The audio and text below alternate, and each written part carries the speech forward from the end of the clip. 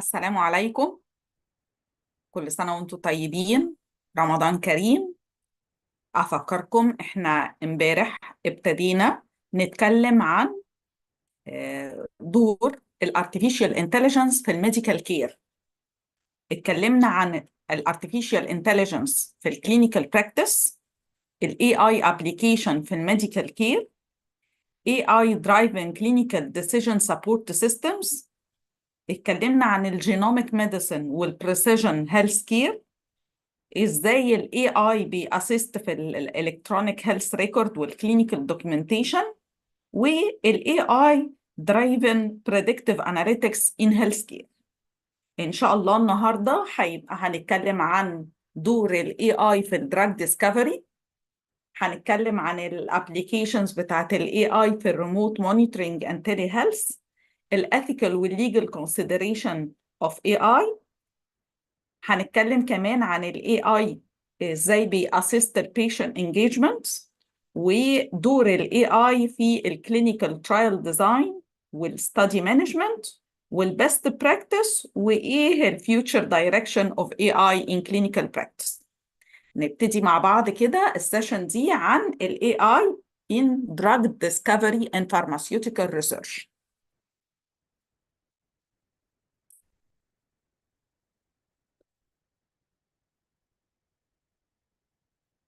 ابتدى علم الدواء من قبل القرن ال19. اكتشفوا أو كانوا بيتعاملوا مع الهيربال ميديسن، زي الانسيانت ايجيبشن الجريك والتشاينيز used a plant and natural substance for medicinal purposes. وبعدين زرعوا الأوبيوم، واستخدموا الأوبيوم بوبي في الميديسينال بروبرتيز برضو قبل القرن ال19. واستخدموا الأوبيوم إن هو يبقى pain relief as a pain relief. في القرن ال19 عملوا ايزوليشن للاكتيف كومباوند بتاع المورفين من الاوبيوم، واستخدموه برضو as a painkiller. كمان عملوا ايزوليشن للبارك اوف ذا سينكونا تري، واستخدموها بطريقه افكتيف جدا، كانت افكتيف اجينست الملاريا. في اواخر القرن ال19 تم تصنيع الاسبرين، الاستايل ساليسيليك اسيد، وهو كان effective pain reliever وانتي inflammatory agent. كمان الهيروين تم تصنيعه في 1898، وكانوا ساعتها فاكرين انه ما عندوش النون، كان ما فيهوش مش قابل انه يعمل ادكشن زي المورفين.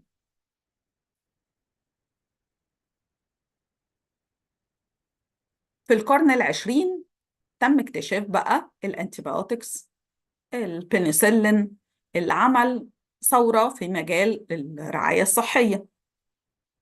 وكمان اكتشفوا الفاكسينز وتم تصنيعها، زي الفاكسين بتاع البوليو، الميزلس، الانفلونزا.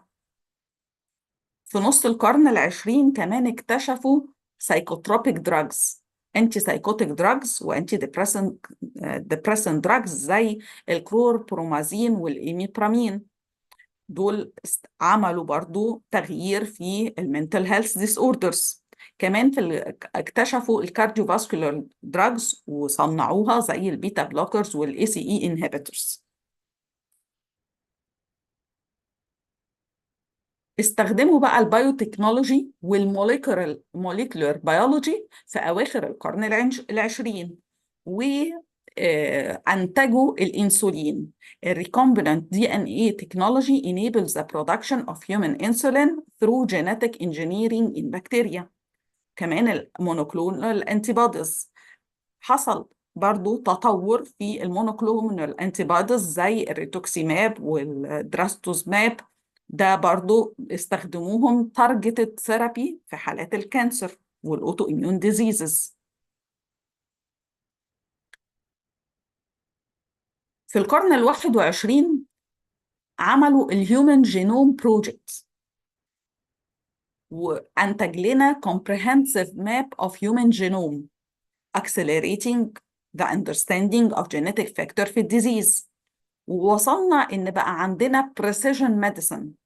Advances in genomic proteomic and data analytics have paved the way for personalized medicine, tailoring treatment based on individual genetic profile. ووصلنا في الآخر زي ما اتكلمنا امبارح إن ممكن يتفصل العلاج على حسب الجينيتك بروفايل بتاع البيشنت.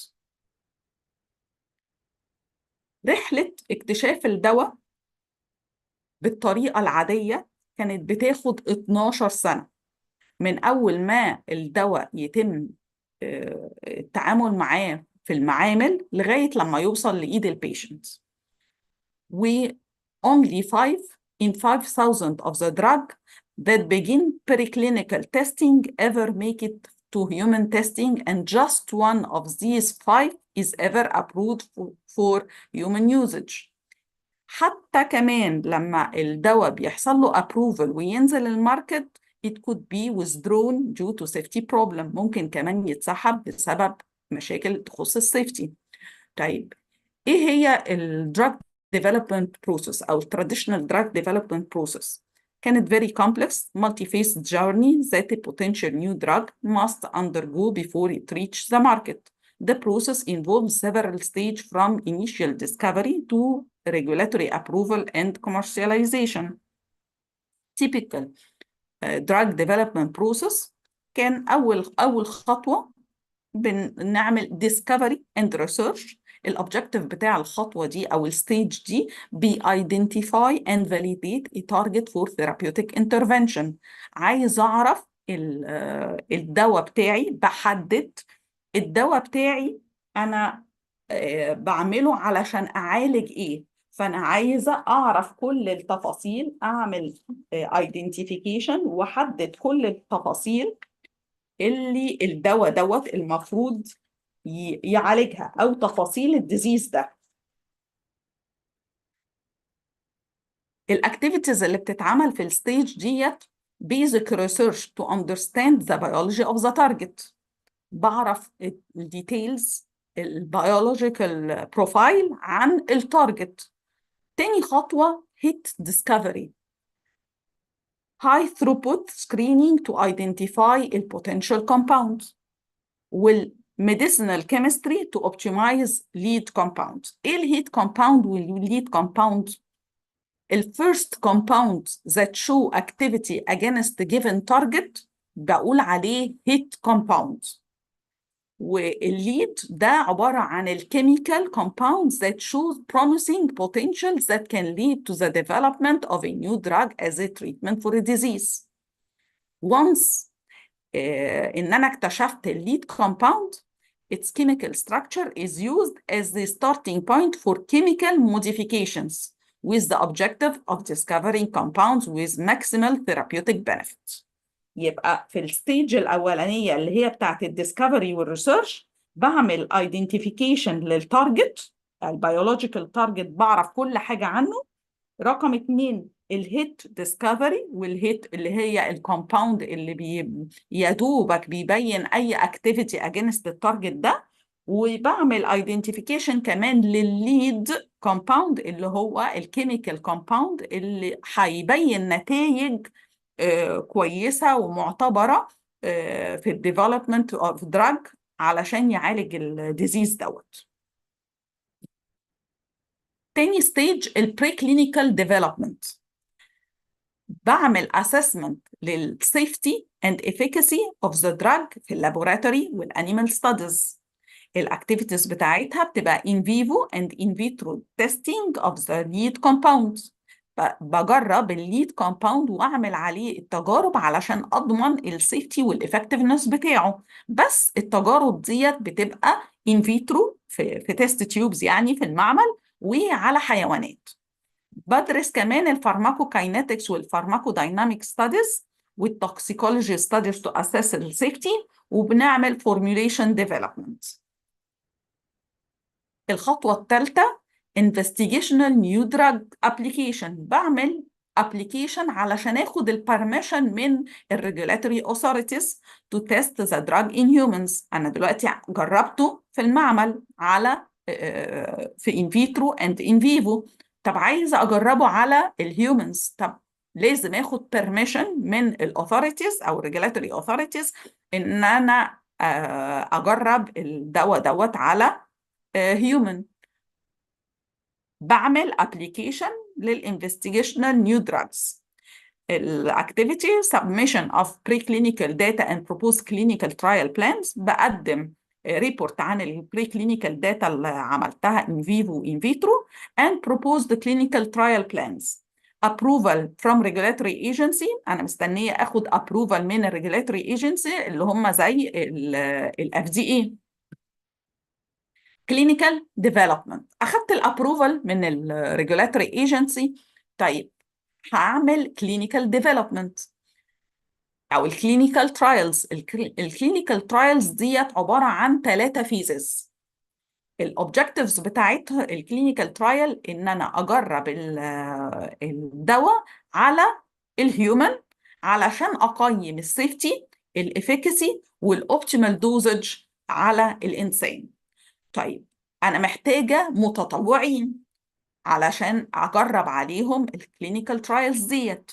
في فيز 1 بس بحتاج بجرب الترايلز بتاعتي على small scale studies in healthy volunteers to assess safety and dosage. بعملها على ليفل صغير علشان أجرب أشوف السيفتي والدوزج. فيز 2 بإكسباند الستاديز شوية وأوسع مدى الدراسة بتاعتي على البيشنت تو ايفالويت الافيكاسي والسايد افكت علشان أشوف لو في أي سايد افكت تبان. يبقى بستخدم population أكتر شوية، يعني العينة بتاعتي بتبقى أكبر. في فيز 3 العينة بتبقى أكبر وأكبر large scale. بجرب الكلينيكال ترايل to confirm الافيكاسي and monitor adverse reactions. يبقى الكلينيكال ديفلوبمنت او الكلينيكال ترايل فيزز عندي فيز 1 سمول سكيل، فيز 2 expanded studies، فيز 3 large scale. فيز 1 بعمل assessment للسيفتي والدوزج، فيز 2 بعمل assessment للافيكاسي والسايد افكتس، فيز 3 بعمل assessment للافيكاسي وبمونيتور الادفيرس رياكشنز. الستيج اللي بعد كده بعمل new drug application submission. seek regulatory approval for marketing the drug. أنا جربت الدواء على الإنسان. طيب أنا فاضل لي إيه؟ أخد approval إن أنا أنزل الدواء دوت الماركت. compilation of comprehensive data for preclinical and clinical studies. submission of new drug application to regulatory authority. بطلب السماح ان انا من الريجولاتوري اوثوريتي ان انا انزل الدواء الماركت. بيحصل ريجولاتوري ريفيو. الريجولاتوري ايجنسي بتاسس the new drug application to determine if the drug is safe and effective for use. In-depth review for regulatory authorities such as the FDA والEuropean Medicine Agency. Advisory committee meeting for discussion and recommendation. الريجولاتوري ريفيو او الريجولاتوري ايجنسي بتعمل ريفيو للكلينيكال ترايل، الريبورتس بتاع الكلينيكال ترايل بتاعتي، وبتعمل ان ديبث ريفيو في الاخر بتدي ريكومنديشنز بتاعتها. لو اديتها الابروفل الريجولاتوري ايجنسي جرانت ابروفل فور ماركتنج ذا دراج، خلاص انا بعد الابروفل هنزل الدواء السوق. Positive review and approval based on the evidence of safety and efficacy, issuance of a marketing authorization or approval. بتدي approval بناء على الدلائل بتاعة السيفتي والإفيكاسي. Post marketing surveillance دي بقى فيز 4 بتاعة الكلينيكال ترايلز. الأوبجكتيف بتاعتها monitor drug safety and effectiveness in a larger population. أنا خلاص أخدت الابروفل والدواء نزل السوق، مش خلاص ما خلصتش، لا الكلينيكال ترايلز بتاعتي مكملة، كمان بمونيتور السيفتي بتاعة الدواء علشان لو الدواء ده مش سيف، خلاص انا برضو هيتلغى الابروفال ويتسحب الدواء من السوق. ongoing safety monitoring, continued studies to gather additional data on long-term effects. Commercialization, الobjective launch and market the drug for widespread use. Manufacturing and distribution on large scale, marketing and sales effort to healthcare professional and the public. يبقى خلاص كده أنا بسوقه تجاريا، بيتصنع ويتم توزيعه على سكيل كبير. يبقى ايه هي التيبيكال دراج ديفلوبمنت بروسيس؟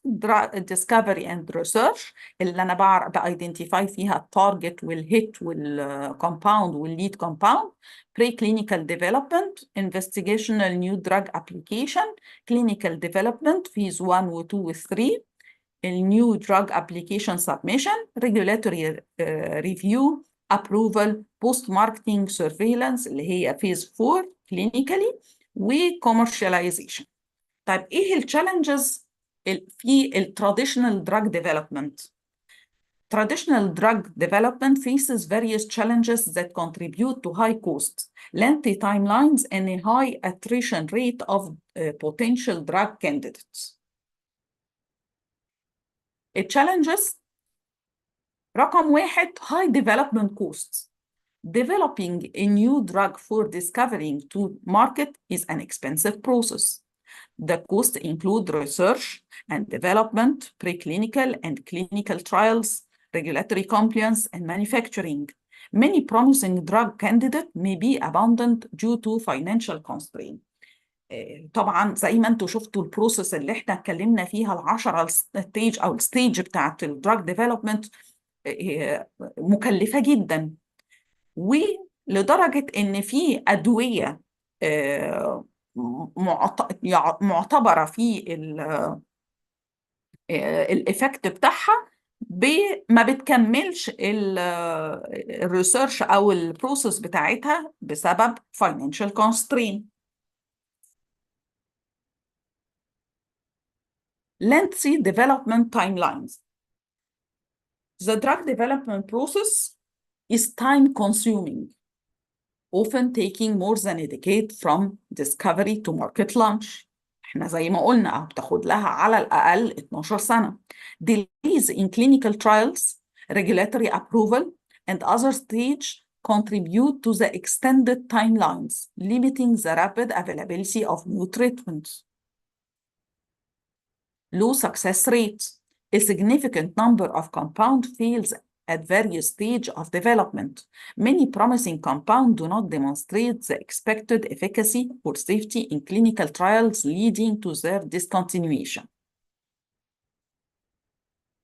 Complex regulatory landscape. Regulatory approval processes are complex and rigorous. معقدة وصارمة. Navigating through the regulatory requirement of different countries or regions adds to the challenge. Stringent safety and efficacy standards set by regulatory agency contribute to the high bar for approval. طبعا معايير السيفتي اللي بتحطها الريجولاتوري ايجنسي ديت بتبقى صعبة جدا أو صارمة. وطبعا الموافقات بتبقى قليلة جدا بسبب الكومبلكسيتي بتاعت الريجولاتوري لاندسكيب. البيشنت ريكروتمنت challenges. Enrolling a sufficient number of eligible patients in clinical trial can be challenging. إن أنا أعين ناس يتعمل عليهم الكلينيكال ترايلز، لازم الناس دول يبقوا eligible patient. يعني إيه eligible patient؟ يعني يحققوا strict criteria. والستريكت كرايتيريا ديت كمان زائد ان البيشنت مش دايما بيرفضوا، عدم رغبتهم في المشاركه contribute to low recruitment delaying trial completion. يعني انا حاطه strict eligible criteria وفي نفس الوقت البيشنتس مش بيرضى يشاركوا، فبالتالي البيشنت ريكروتمنت بتبقى الاقبال عليها قليل. Limited predictability of animal models. Animal models used in preclinical studies may not accurately predict the human responses to drug. إن أنا أجرب الأدوية على animals أو أي الانترفنشن بتاعها، الانترفنشن بتاعي أجربه على animal models مش شرط يتنبأ لي بالريسبونس بتاع الهيومن للدرج. The translation gap between preclinical results and human outcome can lead to failure in later stage of development. ففي احتمالية إن يحصل فشل في later stage of development. Biological complexity. Many diseases are biologically complex, and understanding the underlying mechanism can be challenging. إن أنا أفهم الميكانيزم بتاع الديزيز أصلاً صعب جدا، لأن في diseases biologically complex. Developing drug that target specific pathways without causing unintended effect is a complex task. Patent expiry and generic competition. Once a drug is approved, the patent protection period is limited. يعني فترة حماية براءة الاختراع بتبقى محدودة. When patent expire, generic versions can enter the market, leading to a decline in sales for the original drug, impacting the return of investment. يعني لما تنتهي صلاحية براءة الاختراع ممكن الدواء ينزل المثيل بتاعه في السوق من شركات منافسة، وده طبعا هيؤدي لانخفاض المبيعات بتاعة الدواء الأصلي وهيأثر على عائد الاستثمار. Market access and reimbursement challenges. Securing favorable reimbursement and market access can be challenging, especially in regions with strict cost effectiveness requirement. This can impact the commercial success of a drug. يعني في تأمين استرداد النفقات وإتاحة الدواء في الأسواق ممكن يكون صعب، خصوصاً in regions with strict cost effectiveness requirement. ده ممكن يأثر على commercial success of a drug. يبقى إيه هي بقى حصر الchallenges في traditional drug development؟ high development cost, lengthy development timelines, low success rate, complex regulatory landscape, patient recruitment challenges, limited predictability of animal models, biological complexity, patent expiry and generic competition, market access and reimbursement challenges. كل الchallenges ديت محتاجة علشان تتحل إيه؟ Addressing these challenges require innovation, collaboration, and a willingness to adopt a new approach in drug development. Emerging technologies such as artificial intelligence hold the potential to transform the landscape and improve the efficiency of drug discovery and development. دي البروسيس الطويلة بتاعت drug discovery من 3 ل 6 سنين. drug discovery و preclinical research بتبقى in vivo in vitro. الكلينيكال ريسيرش اللي على الهيومن الفيز 1 و 2 و 3 بياخد في حدود 6 سنين. الجفرنمنت ريفيو او الريجولاتوري authorities بتعمل ريفيو للكلينيكال ريبورتس بتاخد لها في حدود السنتين. وبعد ما بينزل الماركت الدواء كمان بفضل اعمل له مونيتورنج لمده طويله الى ان يثبت السيفتي بتاعته او عدم السيفتي بتاعته. فدي مده طويله قوي. طب الاي اي يقدر يعمل لنا ايه؟ AI assisted drug discovery and pharmaceutical research. Artificial intelligence is increasingly being used in the field of drug discovery to accelerate and improve the efficiency of the drug development process. AI assisted drug discovery involves the use of machine learning algorithms, data analytics, and computational simulation to identify potential drug candidates, predict their properties, and optimize their design. يعني يقدر يحل لنا كل الستبس ديت. هنشوف مع بعض. Drug development process using AI. AI is increasingly being integrated into various stages of the drug development process to enhance efficiency, reduce الكوست وimprove السكسس ريت. ال AI application at different stage of drug development. التارجت identification and validation. في التراديشنال approach الريسيرشر بيعملوا identification للبوتنشال drug target through extensive literature review and experimental studies. يعني بيقعدوا يعملوا سيرش على الليتريتشرز اللي اوريدي كانت موجوده والاكسبيرمنتس اللي اوريدي كانت موجوده. فطريقه السيرش المانيوال ديت او كان بتاخد وقت كبير قوي. انما مع الاي اي انتجريشن الماشين ليرنينج مودلز بتانلايز البيولوجيكال داتا to identify and validate potential drug targets more efficiently. This includes genomic, proteomic, and transcriptomic data to predict the relevance of target in disease pathway. يعني ال AI لما استخدمه علشان اعمل التارجت ايدنتيفيكيشن وفاليديشن سهل لي جدا بوجود الماشين ليرنينج مودلز انه يعمل اناليسيس للبيولوجيكال داتا and validate the potential drug targets more efficiently. ويقدر يبريدكت الريليفانس اوف تارجت ان ديزيز باثواي. في الدراج ديسكفري اند ديزاين التراديشنال ابروتش ان الكيمست design compound through manual processes based on known chemical principles بناء على معرفتهم بالاساسيات الكيميكال principles يقدروا يعملوا ديزاين للكومباوند للمركب مانيوالي.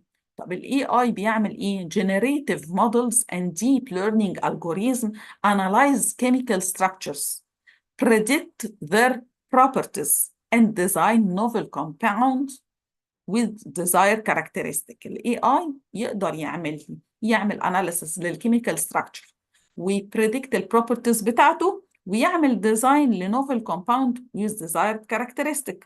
This accelerates the drug discovery process by suggesting potential lead compounds. يعني يقدر يوصلني للليد compound بسرعة جدا. Preclinical testing في traditional approach in vitro in vivo studies are conducted to assess the safety and efficacy of lead compound. AI integration في predictive model analyze preclinical data, predict the potential toxicities and optimize the lead compounds based on safety profiles. This help in prioritizing compounds with higher change of success in later stage. كمان في البري كلينيكال تيستينج الاي اي بيانالايز البري كلينيكال داتا وبيبريدكت التوكسيستي وبيوبتمايز الليد كومباوند اكوردنج للسيفتي بروفايل.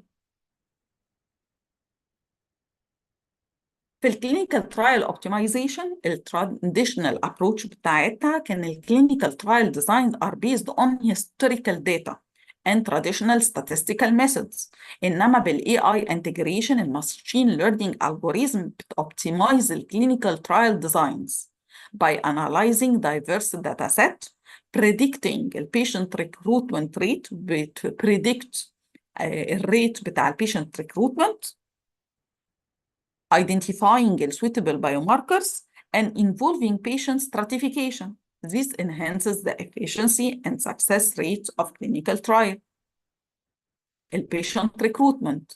Patient recruitment في traditional approach rely on manual processes and traditional recruitment strategies. AI integration in natural language processing tools analyze electronic health records والmedical literature والclinical trial databases to identify eligible patient more efficiently. يعني يقدر ال AI يعرف ويديتكت ويحدد ال eligible patient للإكسبيرمنت دي بناء على إيه؟ إنه بيعمل analysis للإلكترونيك health record للميديكال literature والclinical trial databases. This accelerates the patient recruitment and help in finding the right patient populations. Real-time monitoring في traditional approach and monitoring the patient data during clinical trial involve periodic assessment. في ال AI integration, real-time monitoring using AI algorithm enable continuous assessment of patient data, early detection of adverse events, and adaptive trial designs. This enhances safety, monitoring, and decision making. الدراج سيفتي مونيتورنج بوست ماركت، يعني بعد ما الدواء ينزل السوق، كمان البوست ماركتنج سيرفيلانس في التراديشنال ابروتش rely on spontaneous reporting and regulatory submission. في الاي اي انتجريشن، الاي اي بيانلايز الريل وورد داتا والالكترونيك هيلث ريكوردز والسوشيال ميديا to identify potential safety concerns in real time. This aid in proactively addressing safety issues. يعني مش هستنى لما الادفيرس ايفنت او اي حاجه تمس سلامه المريض تحصل اوريدي، لا، انا بتعامل معاها قبل ما تحصل بناء على الريل وورد داتا والسوشيال ميديا. Drug manufacturing optimization. في traditional approach, drug manufacturing processes are optimized through manual experimentation and process adjustments. في ال AI integration, ال AI model analyze manufacturing data to optimize the processes, reduce the cost, and ensure product quality consistently. This include predictive maintenance and quality control application. كمان بيدخل في manufacturing optimization. بيعمل analysis للمانيفاكتشرنج داتا علشان يوبتمايز البروسيس، وبالتالي هيقلل الكوست وينشور ان البرودكت كواليتي كونسيستنت. ازاي؟ ان هو بيبريدكت المينتننس بتاع الاجهزه والكواليتي كنترول ابلكيشنز. regulatory compliance. Traditional approach, regulatory submission are prepared based on historical data and standard documentation. ال AI integration, AI assist tools help in preparing regulatory submissions by automating data extraction, improving document standardization, and facilitating compliance with regulatory requirements. في الماركت access and commercialization، في traditional approach, market access strategies rely on traditional market research and payer negotiation. في ال AI integration, predictive modeling and data analytics assist in market access strategies by analyzing payer data, predicting market trend, and optimizing pricing strategies. احنا كده اتكلمنا عن الابليكيشن اوف اي اي في الديفرنت ستيج اوف دراج ديفلوبمنت والفرق بينها وبين التراديشنال ميثود في التارجت ايدنتيفيكيشن اند فاليديشن، الدراج ديسكفري اند ديزاين، البري كلينيكال تيستنج، الكلينيكال ترايل اوبتمايزيشن، البيشنت ريكروتمنت، الريل تايم مونيتورنج، دراج سيفتي مونيتورنج بوست ماركت، دراج مانيفاكتشرنج اوبتمايزيشن، regulatory compliance، والماركت access and commercialization. الcollaboration between pharmaceutical companies with AI developer and regulatory bodies are crucial to ensuring the successful integration of AI in the drug development process. ايه هي الways in which ال AI is transforming the drug discovery and pharmaceutical research؟ في التارجت identification and validation، ال AI algorithm بيanalyze vast biological data set to identify the potential drug targets and validate the relevance in disease pathway. This accelerates the selection of targets with higher therapeutic potential. في ال drug repurposing، ال AI help identify existing drugs with the potential to treat new indication by analyzing large data set and identifying novel connection between drug and diseases. يقدر ال AI يشوف استخدامات تانية لأدوية already موجودة زي ما حصل أثناء ال COVID-19 pandemic. This can save time and resources compared to developing entirely new compound. وأكيد ده طبعا بيقلل الوقت والريسورسز اللي بيحتاجها إن أنا أعمل development ل new compounds. Lead compound identification. Machine learning models predict the likelihood of success for potential lead compounds by analyzing chemical, and biological data. This assists in prioritizing the most promising candidate for further development. كمان يقدر يعمل لي prediction للlikelihood of the success for potential lead compounds. يعني هقدر أعرف نسبة نجاح الليد كومباوند دوت إزاي إنه بيعمل analysis للchemical والbiological data. Chemoinformatics and virtual screening. ال AI tool including machine learning and deep learning models assist in virtual screening of chemical libraries to identify potential drug candidates. كأن عندي مكتبة كاملة للمركبات الكيميائية وهو بيعمل سكرينينج لكل المركبات ديت. فالاي اي بيعمل السكرينينج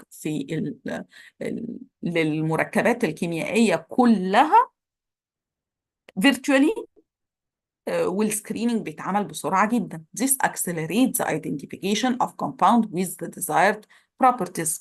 إنما في التراديشنال ميثودز كان بنجيب كل كيميكال كومباوند وبنجربه في المعمل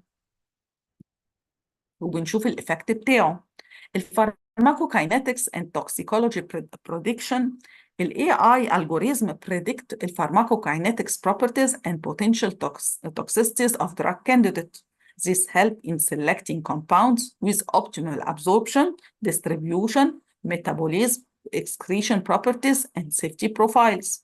يعني يقدر يعمل prediction لحركة للدواء في الابزوربشن بتاعه، الديستريبيوشن بتاعه في الجسم، الميتابوليزم بتاعه لغايه لما يحصل له اكسكريشن، وطبعا السيفتي بروفايل. clinical trial optimization. ال AI is used to optimize the clinical trial designs, patient recruitment strategies, and identify suitable biomarkers. This can enhance the efficiency of clinical trials, reduce the cost, increase the likelihood of success. كمان بيoptimize the clinical trial designs يعني والpatient recruitment وبي-identify suitable biomarkers. كمان يقدر في patient stratification and personalized medicine ال AI بي-analyze the patient data including genomic data to identify subpopulations that respond differently to treatments. This enables the development of personalized medicine and more targeted therapies. Image analysis and diagnostics. The AI-based image analysis assists in identifying disease markers and assessing treatment responses in medical imaging.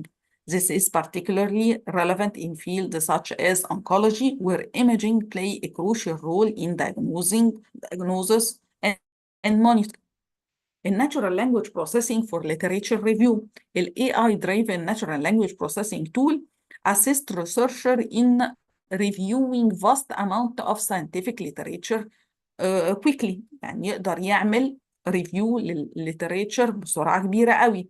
Extracting relevant information and identifying potential connections between genes, proteins, and diseases. يعني بيعرف يعمل identification للpotential connection بين الجينز والبروتينز والdiseases بسرعة جدا.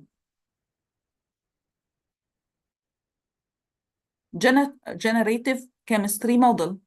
AI-generated models help in designing a novel chemical structure with desired properties. This can lead to the discovery of entirely new classes of compounds. يعني يقدر كمان نوصل ل new classes of compounds. Drug manufacturing optimization. AI is applied to optimize the drug manufacturing process, improving efficiency, reducing the cost, ensuring the consistent quality of pharmaceutical product. كمان في safety monitoring, AI helps in monitoring post-marketing drug safety by analyzing real-world data for adverse event. This aid in early detection of safety concern and regulatory compliance.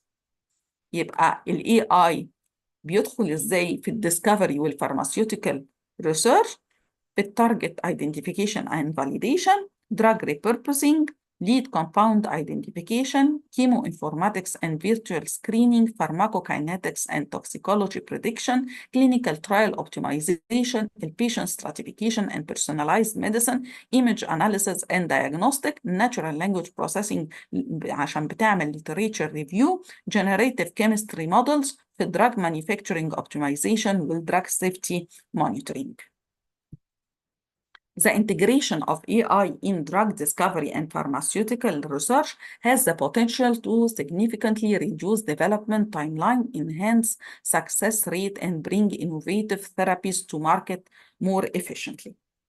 Example لل successful AI application في drug discovery في several examples زي protein structure prediction. في application بتعمل protein structure prediction AI system that predict the 3D structure of protein with remarkable accuracy. Understanding protein structure is crucial for drug discovery as it helps researchers identify potential drug target and design molecules that interact with protein more effectively. دي application already موجودة دلوقتي. كمان virtual screening for drug discovery. AI system is used for virtual screening of potential drug compound. Its technology analyzes the interaction between small molecule and target protein, identifying compound with therapeutic potential. This AI has contributed to discovery of new drug candidate for diseases زي الإيبولا والمالتيبل سكليروزس. application برضو موجودة drug discovery and repurposing. AI extract biomedical data and discover new drug candidate or repurpose existing drug for different indications. The AI platform analyzes vast data set to identify novel connection between diseases, genes, and potential treatment. It has been applied to various therapeutic areas, including neurology and immunology.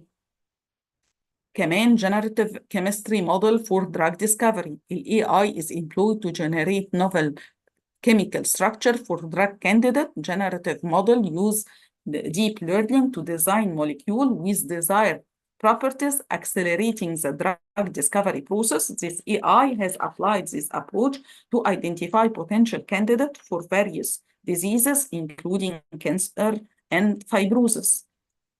كمان من الابليكيشنز اللي اوريدي موجوده high throughput screening with AI. ال AI is used for high throughput screening of potential drug candidates وبتinclude خصوصا في الرير diseases والنيوروديجنريتيف disorders.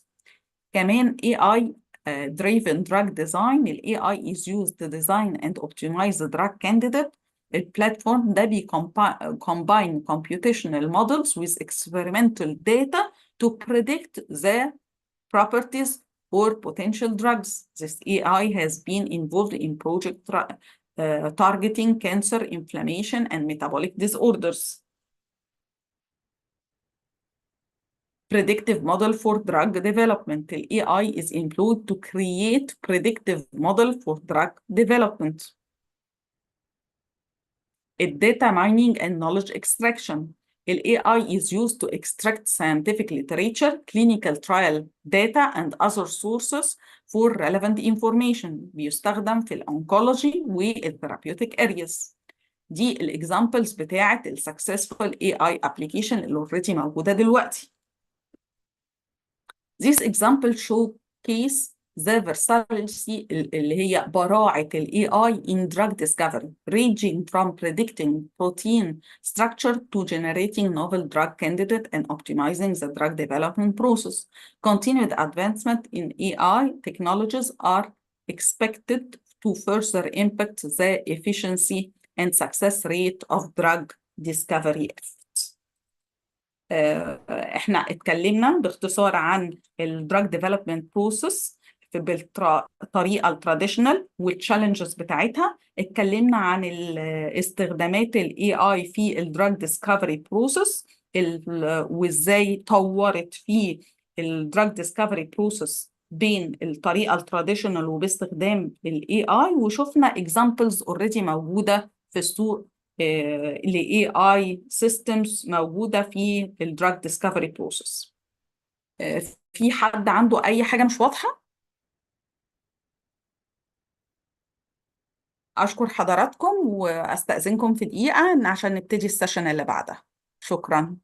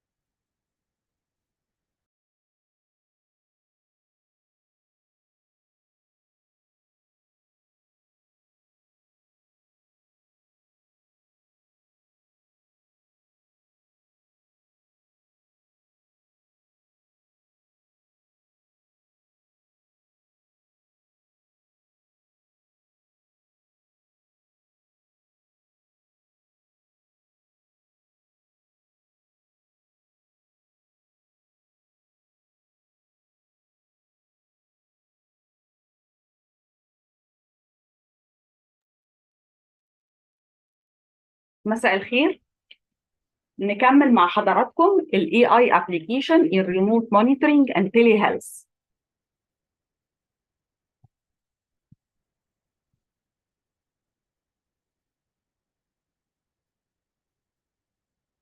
ايه أهمية الريموت monitoring and telehealth في المودرن هيلث كير؟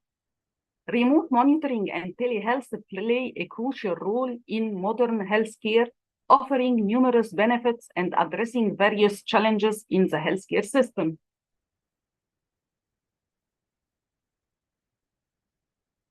The key aspect of remote monitoring and telehealth، الخصائص بتاعة الريموت مونيتورنج والتيلي هيلث.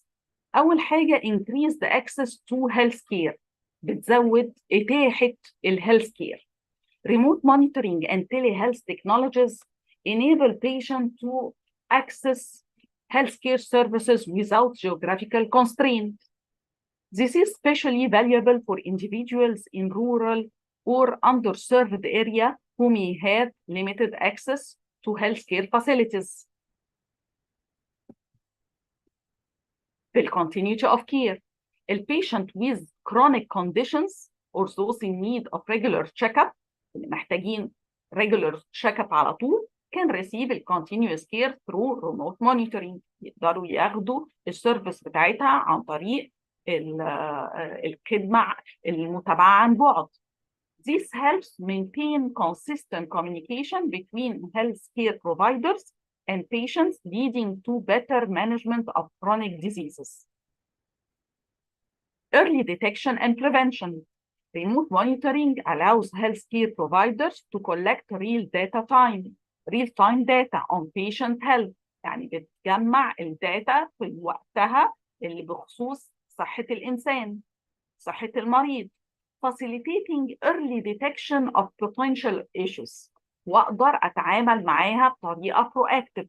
This proactive approach enables timely intervention and preventive measures, reducing the risk of complications and hospitalization.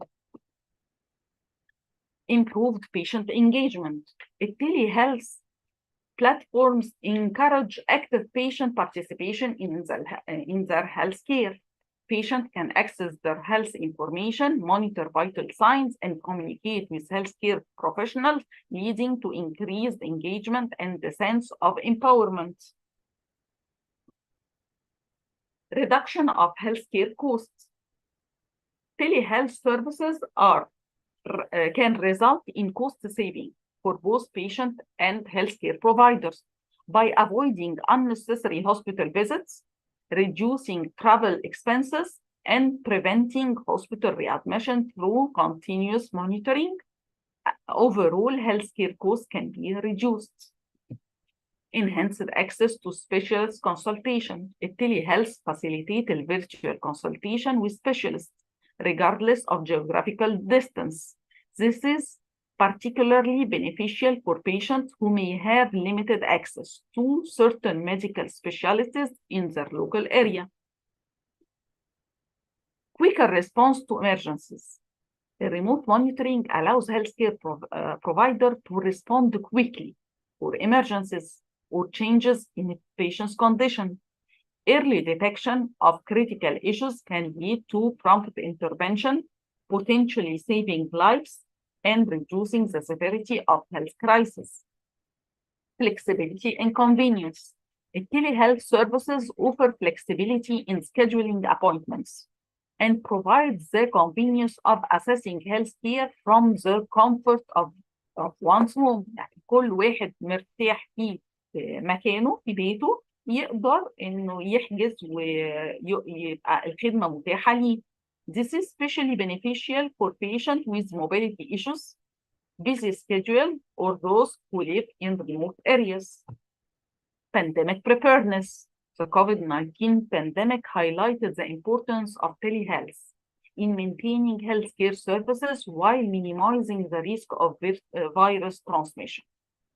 Telehealth became a critical tool for delivering care and managing non-emergency health needs during times of crisis. Improved monitoring of medication adherence. remote monitoring technologies can be employed to track and improve medication adherence. This is particularly important for patients with chronic conditions who require consistent medication management for optimal health outcomes. Data-driven healthcare, remote monitoring generates valuable health data that can be analyzed for trends and patterns. This data-driven approach enables personalized and targeted healthcare intervention, contributing to more effective and efficient patient care. يبقى ايه هي الكي aspect of remote monitoring and telehealth اللي اتكلمنا عنها؟ increase the access to health care, continuity of care, early detection and prevention, improve the patient engagement, reduction in healthcare costs, enhanced access to specialist consultation, quicker response to emergency, flexibility and convenience, pandemic preparedness, improved monitoring of medication adherence, data-driven healthcare. In summary, remote monitoring and telehealth contribute to a patient-centered, accessible, and cost-effective health care system. ايه هي أهمية الاستفادة من ال AI في remote monitoring and telehealth? The importance of leveraging AI for enhancing remote monitoring and telehealth in healthcare encompasses various benefits that contribute to improved patient care, efficiency, and overall healthcare system effectiveness. The key reason why incorporating the AI in remote monitoring and telehealth رقم واحد real-time data analysis. The AI algorithm, the AI can analyze vast amount of real-time health data generated by remote monitoring devices, like wearable devices and other sources. This enables continuous monitoring and early detection of abnormalities or changes in a patient's condition. Predictive analytics, identification of patterns. The AI can identify patterns and trends in health data, allowing for the prediction of potential health issues. This is particularly valuable in chronic disease management, where early intervention can prevent complications. Personalized treatment plans, tailored intervention. The AI can analyze individual patient data to create personalized treatment plans. This ensures that interventions are tailored to the specific needs, conditions, and preferences of each patient. Remote diagnostics, image and signal processing. An AI-powered diagnostic tool can analyze the medical image and signals remotely. This is especially beneficial for specialists like radiology, where AI algorithms can assist in the interpretation of medical imaging, enhancing diagnostic accuracy. كمان في efficient triage and resource allocation. For remote triage, an AI algorithm can assist in remote triage, helping healthcare providers prioritize patient cases based on the severity of symptoms.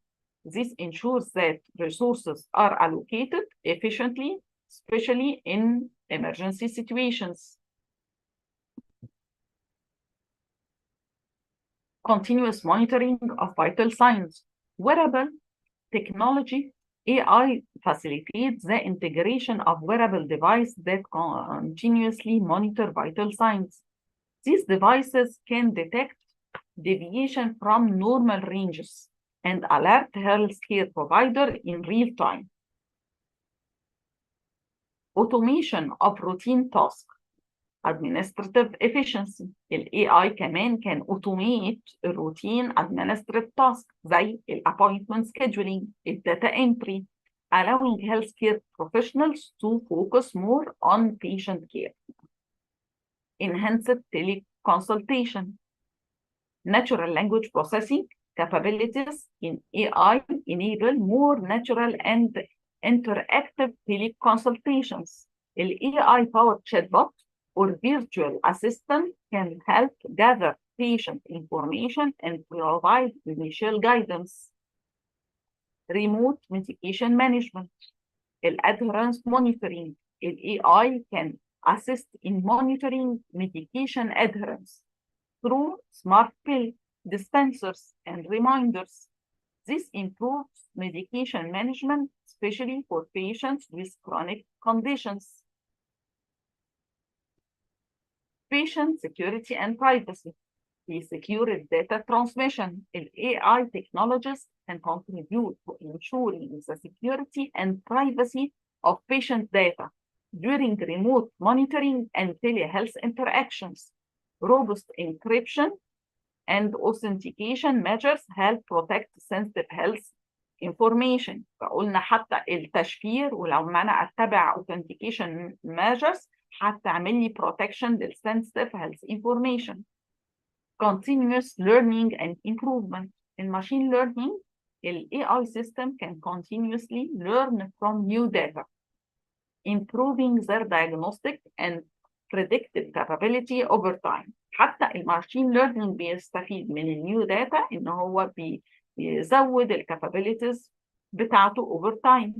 This adaptability contributes to the ongoing enhancement of healthcare services.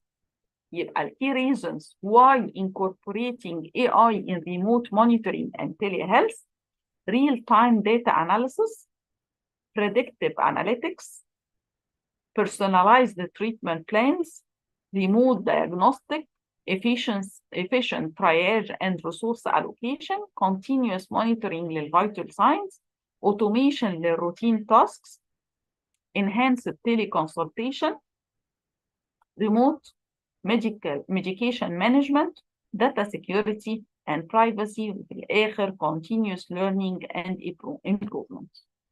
In summary, leveraging AI in remote monitoring and telehealth enhances the quality and efficiency of healthcare delivery by providing actionable insight, personalizing care, and automating routine tasks.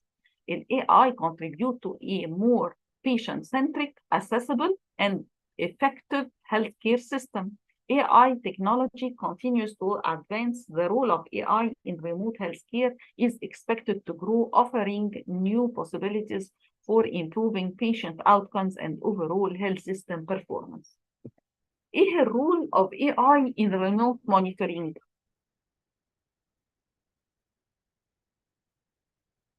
رقم 1 continuous monitoring.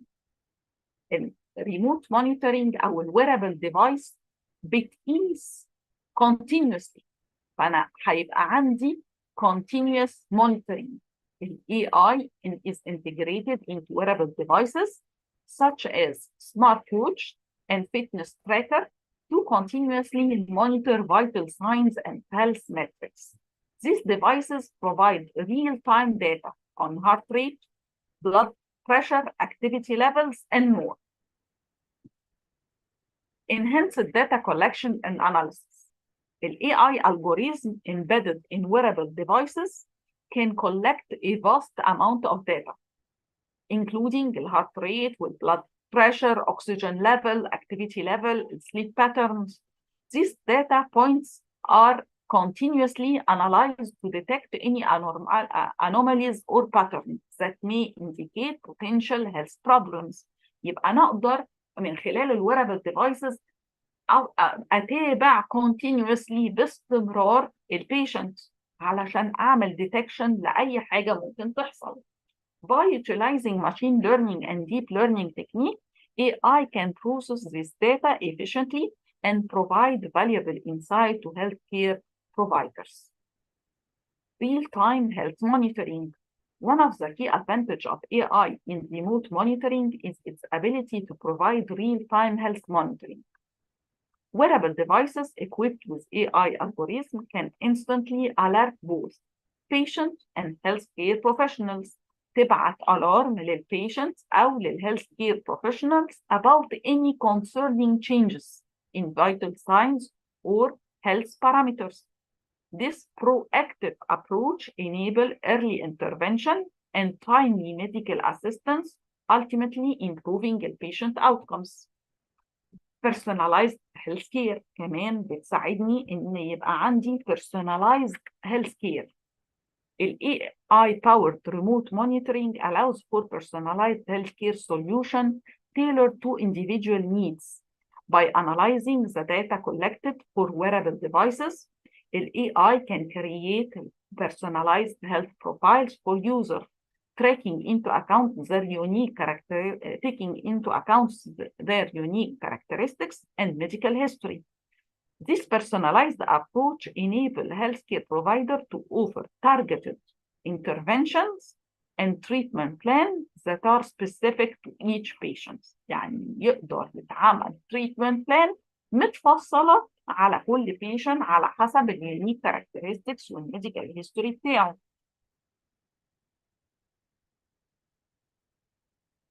Predictive analytics. The AI can also leverage predictive analytics to forecast potential health issues based on historical data trends. By identifying patterns and correlation in the data collected from wearable devices, AI can predict the likelihood of certain health condition or emergency occurring in the future. This proactive approach enables healthcare providers to take preventive measures and mitigate risk before they escalate. A remote patient monitoring with the help of AI-powered wearable devices, remote patient monitoring has become more accessible and efficient. Patients can now be monitored remotely in real time without the need for frequent hospital visits. يعني بيقدر البيشنت يبقى متابع من خلال ال wearable devices ديت من غير ما يحتاج ل frequent hospital visits. This not only improves the patient comfort and convenience, but also reduces the healthcare costs by preventing unnecessary hospitalization through early detection and intervention. يعني هي مش مجرد بتريح البيشنت بس ويبقى convenient، لا دي كمان عملت effect على ان هي عملت reduction للهيلث كير كوست. ليه؟ لان هي بتقلل لي ال unnecessary hospitalization عن طريق ان بيتعمل detection early لاي disease وبالتالي بيتاخد الانترفنشن الصح. الانتجريشن of AI with wearable devices for continuous monitoring في بناء على الانتجريشن بتاع الاي اي مع الويرابل ديفايسز علشان الكونتينيوس مونيتورنج دول some examples كده. continuous vital signs monitoring wearable device ال AI algorithm integrate into smartwatch with fitness trackers and other wearable continuously monitor vital signs زي الهارت ريت، البلد pressure, respiratory rate, oxygen saturation. This information provide a comprehensive picture of an individual health status. كمان early detection of health issues بتعمل alert و notification. ال AI algorithm بتanalyze the continuous data stream from wearable devices. If abnormalities or potential health issues are detected, the system can send alerts to both the individual and healthcare providers for timely intervention. The cardiovascular health monitoring, the ECG analysis, the wearable devices with ECG capabilities coupled with AI can analyze electrocardiogram data to detect irregularities, arrhythmia, or signs of cardiovascular issues. This enables proactive management of heart health. كمان respiratory health monitoring. The SpO2 monitoring wearables with SpO2 sensors combined with AI analysis monitor oxygen saturation levels. This is particularly crucial for individuals with respiratory condition زي الناس اللي عندهم أزمة أو COPD. كمان بتستخدم في البلاد جلوكوز monitoring continuous glucose monitoring. The wearable equipped with continuous glucose monitoring sensors integrated with AI provide real-time monitoring of blood glucose levels for individuals with diabetes. ال AI algorithm can predict the trends and suggest adjustment to insulin dosage لدرجة إن هو بيpredict الترندز وبيقترح كمان adjustment للإنسولين doses.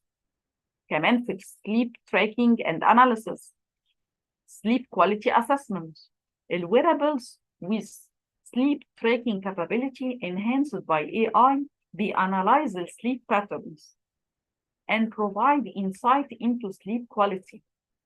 This information can help identify potential sleep disorders or disturbance. كمان تقدر تعمل fall detection and prevention. ليه؟ لأن عندها motion sensors. ال AI algorithm process data from motion sensors in wearables to detect pulse or changing gaits. This is especially valuable for elderly individuals, contributing to fall prevention and overall safety. الميديكيشن adherence في كمان smart medication dispensers. Medication dispenser supported by AI بتمونيتور الميديكيشن adherence. This system can send reminders, track medication consumption, and alert healthcare providers or caregiver if a dose is missed. Stress and mental health monitoring.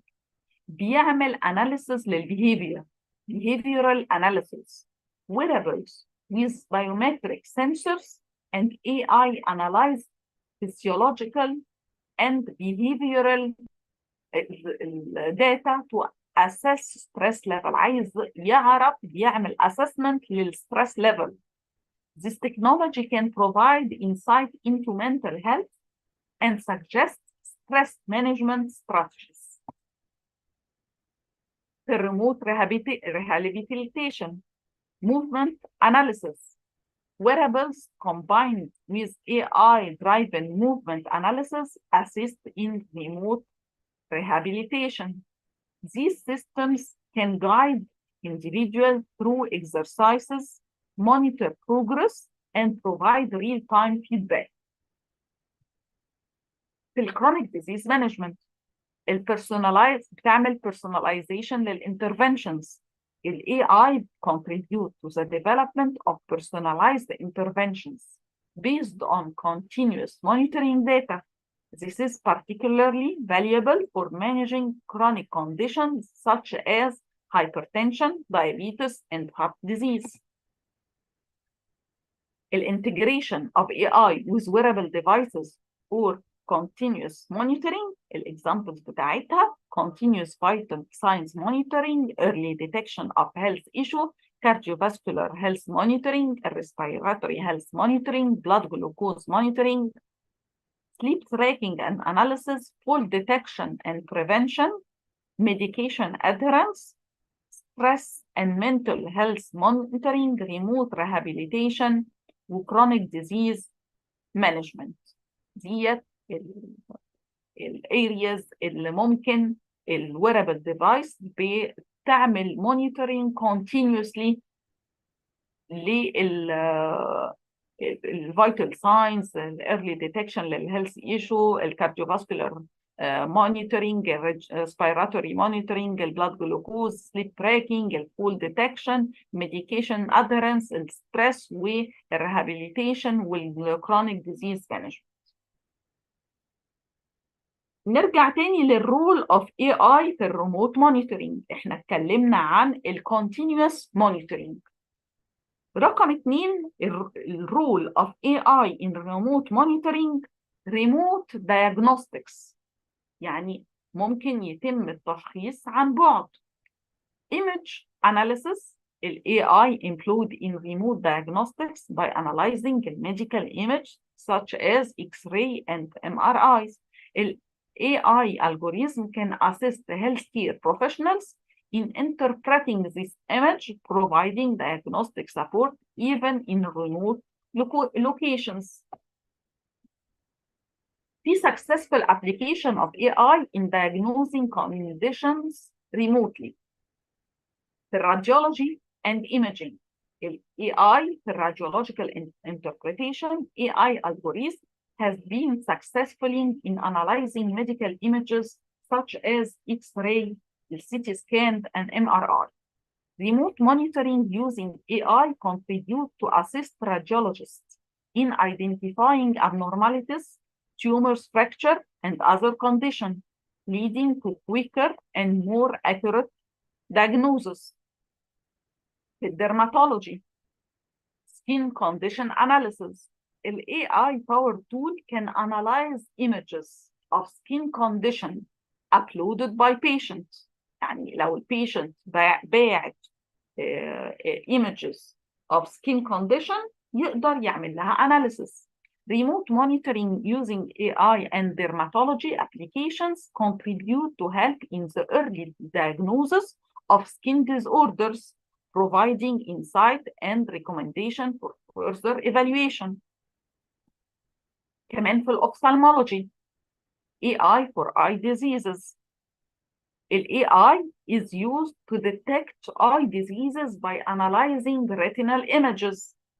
Remote monitoring using AI contributes to aid in early diagnosis of conditions like diabetic retinopathy and age-related macular degeneration, allowing for timely intervention and prevention of vision loss.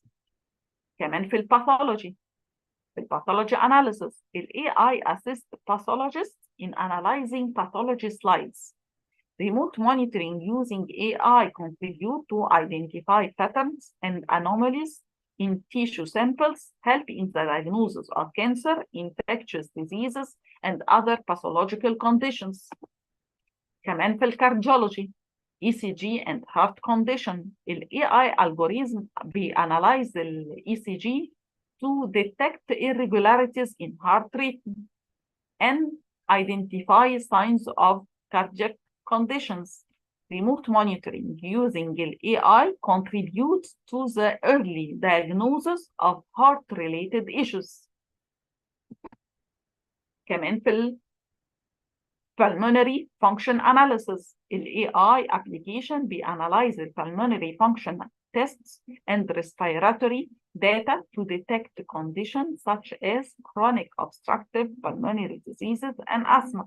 This aids in remote monitoring and early intervention. في neurology, in neurological imaging, AI assists in the analysis of brain image, such as MRI and CT scans for the detection of neurological conditions. Remote monitoring using AI contribute to identify signs of stroke, tumors, and neurodegenerative diseases.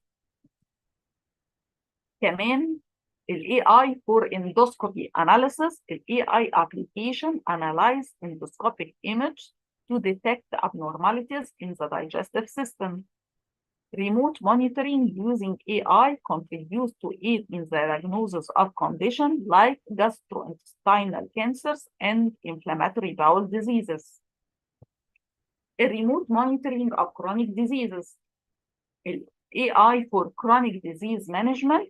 The AI play a role in continuously monitoring data from patients with chronic diseases such as diabetes. It helps in identifying trends, predicting complications, and optimizing treatment plan remotely. Infectious diseases. The AI for pattern recognition. The AI algorithm can analyze patterns in patient data to identify potential signs of infectious diseases. This is particularly relevant in the context of early detection and monitoring during pandemics.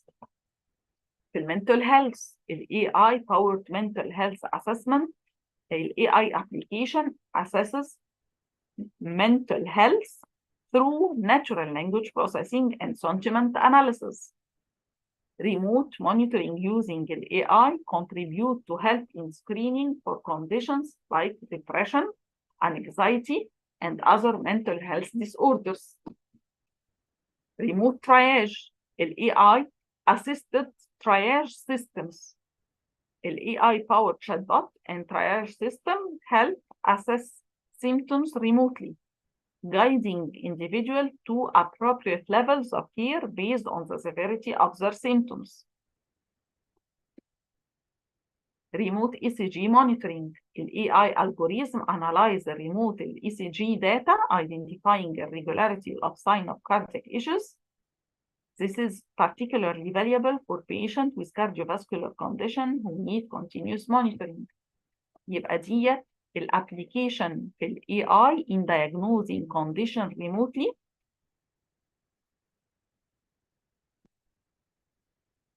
سواء في الراديولوجي، في الدرماتولوجي، ophthalmology، pathology، cardiology، pulmonology، neurology، gastroenterology، remote monitoring، infectious diseases، mental health، remote triage، remote ECG monitoring. ثالث حاجة من الرول of AI في الريموت مونيتورنج التيلي هيلث كونسلتيشن.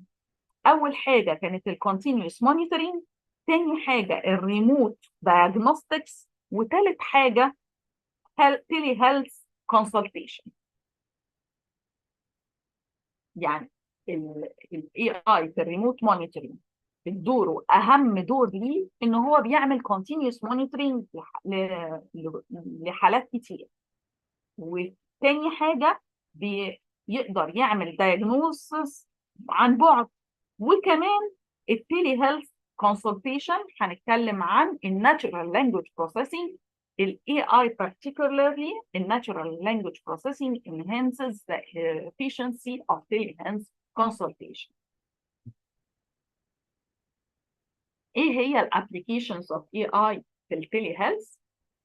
virtual consultation.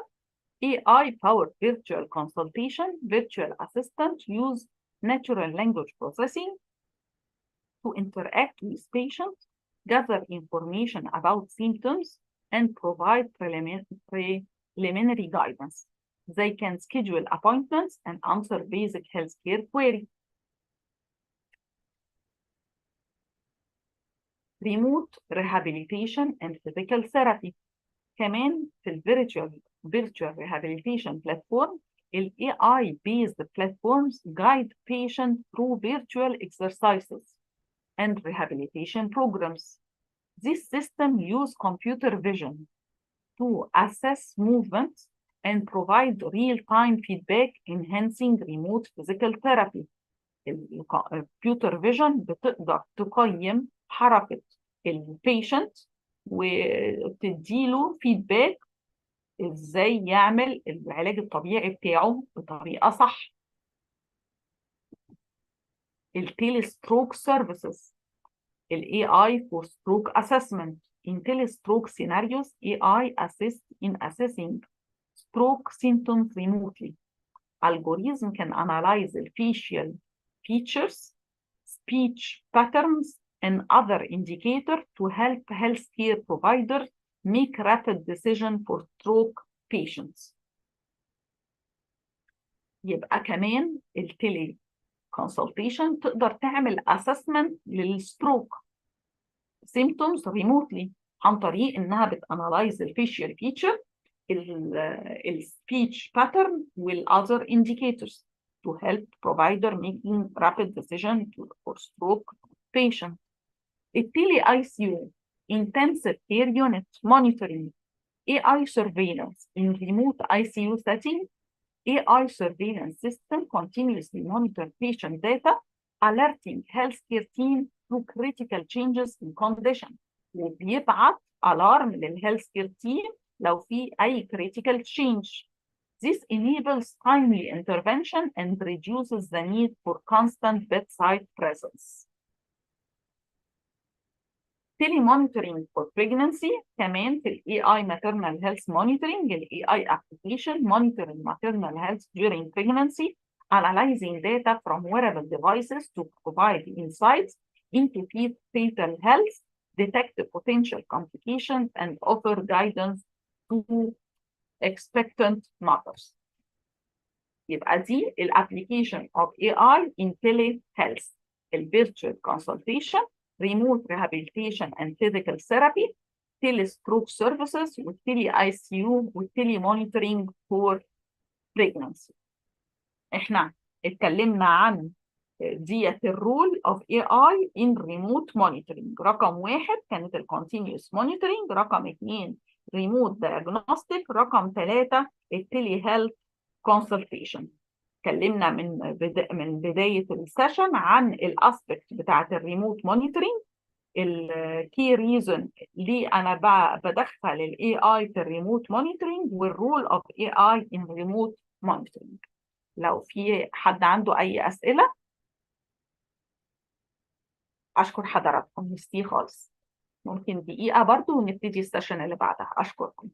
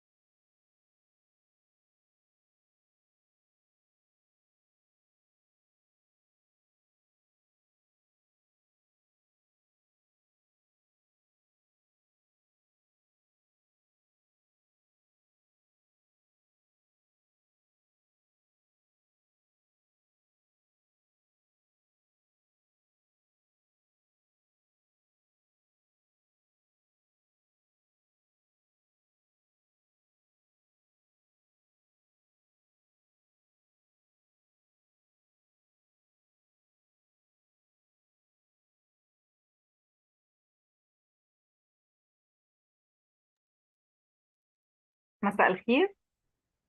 هنتكلم دلوقتي عن ال ethical and legal consideration in AI enabled clinical practice. AI enabled clinical practice application leverages artificial intelligence to enhance various aspects of healthcare delivery, from diagnosis and treatment to patient engagement and administrative tasks. ال AI enabled application في الكلينيكال practice، من أهم ال AI application في الكلينيكال practice إن هي بتعمل diagnostic imaging. الالجوريزم analyze medical imaging data such as X-rays, CT scan, MRI, assisting radiologists in detecting abnormalities, tumor and other conditions. كمان في application في الباثولوجي بتأسست الباثولوجيست in analyzing the pathology slides, improving the accuracy in the diagnosis of diseases including the cancers. كمان في الكلينيكال ديسيجن سبورت سيستمز اللي بتدي treatment recommendations. الكلينيكال ديسيجن سبورت سيستم بتبروفايد evidence based treatment recommendation by analyzing patient data, medical literature and clinical guidelines. كمان الناتشورال لانجويج بروسيسنج لما بستخدمه في الكلينيكال دوكيومنتيشن، الناتشورال لانجويج بروسيسنج تولز بتقدر تعمل اكستراكشن للانفورميشن من الانستراكشرد كلينيكال نوتس. وتقدر تعمل له analysis, making it easier for healthcare professionals to document the patient encounters accurately. في التليميديسن والفيرتشوال هيلث اسيستنت ال AI driven chatbot and virtual assistants provide information with schedule appointments and assist with follow-up care in telemedicine setting. في الجينوميك ميديسن ال AI assists in interpreting genomic data, identifying genetic markers, and guiding personalized treatment plans. في الدراج discovery and development, predictive modeling, AI models predict drug interactions, identify potential drug candidates, and expedite the drug discovery process. Robot assisted surgery كمان بيسابورت السيرجنز in performing minimally invasive surgeries with precision, reducing the recovery time improving the outcomes. في الهيلث monitoring wearable, continuous monitoring wearables equipped with AI analyze real-time health data, providing insight into patient well-being and facilitating preventive care. في الكلينيكال trial optimization بتساعد في البيشنت recruitment. AI accelerate patient recruitment for clinical trials by identifying eligible participants based on criteria in electronic health records. Voice and speech recognition, clinical transcription, AI powered speech recognition systems convert spoken words into text, facilitating efficient and accurate clinical note taking. الكلينيكال نوتس AI بتconvert السبوكن ووردز بتاعت الهيلث كير بروفايدر into text علشان تعمل clinical documentation. الفراد detection and security, cyber security algorithm, AI enhances cyber security measures by detecting anomalies and potential security threats in healthcare IT system. في population health management كمان predictive analytics for population health. AI بتanalyze population data to predict health trends, optimize resource allocation, and inform public health initiatives. Remote patient monitoring, continuous monitoring. AI enable remote monitoring of patients with chronic condition, providing timely insight and interventions. في mental health support, chatbot and virtual therapist, the AI-powered chatbot offer mental health support, providing information and immediate assistance. Personalized medicine, treatment tailoring, AI analyzing individual patient characteristics, guiding the development of personalized treatment plans.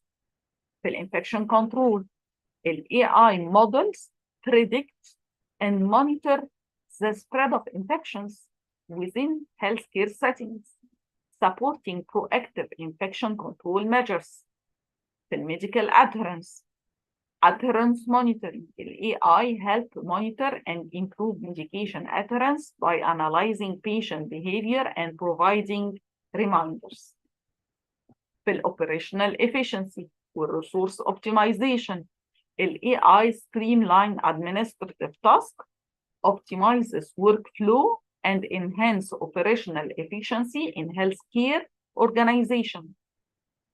Patient engagement and education, be personalized education, AI-driven application, provide patients with personalized health education materials and information to improve the engagement. كل الابليكيشنز ديت showcase the diverse ways in which AI is transforming and augmenting clinical practice, ultimately contributing to improved patient outcomes and the overall efficiency of healthcare delivery.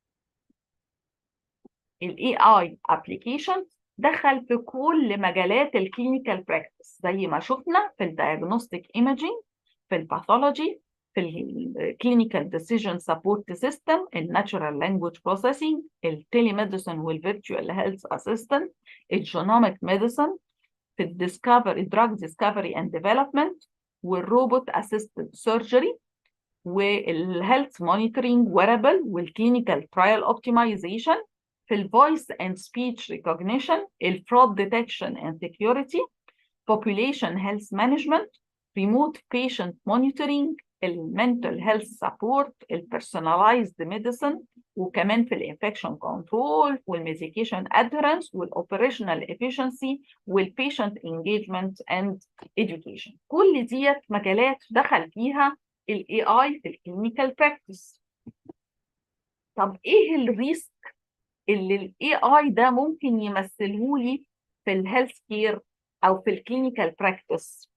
اول حاجه البيشنت هارم due to AI errors.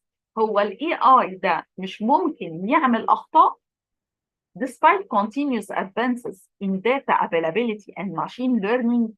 AI guided clinical solutions in healthcare may be associated with failures that could potentially result in safety concerns for the end user of healthcare services.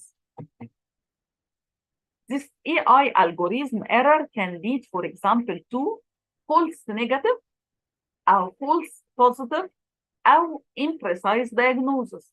زي إيه false negative in the form of missed diagnosis of life-threatening diseases. يعني ممكن حد يكون عنده life-threatening diseases والAI system ما يعرفش يشخصه. ممكن كمان unnecessary treatment due to false positive.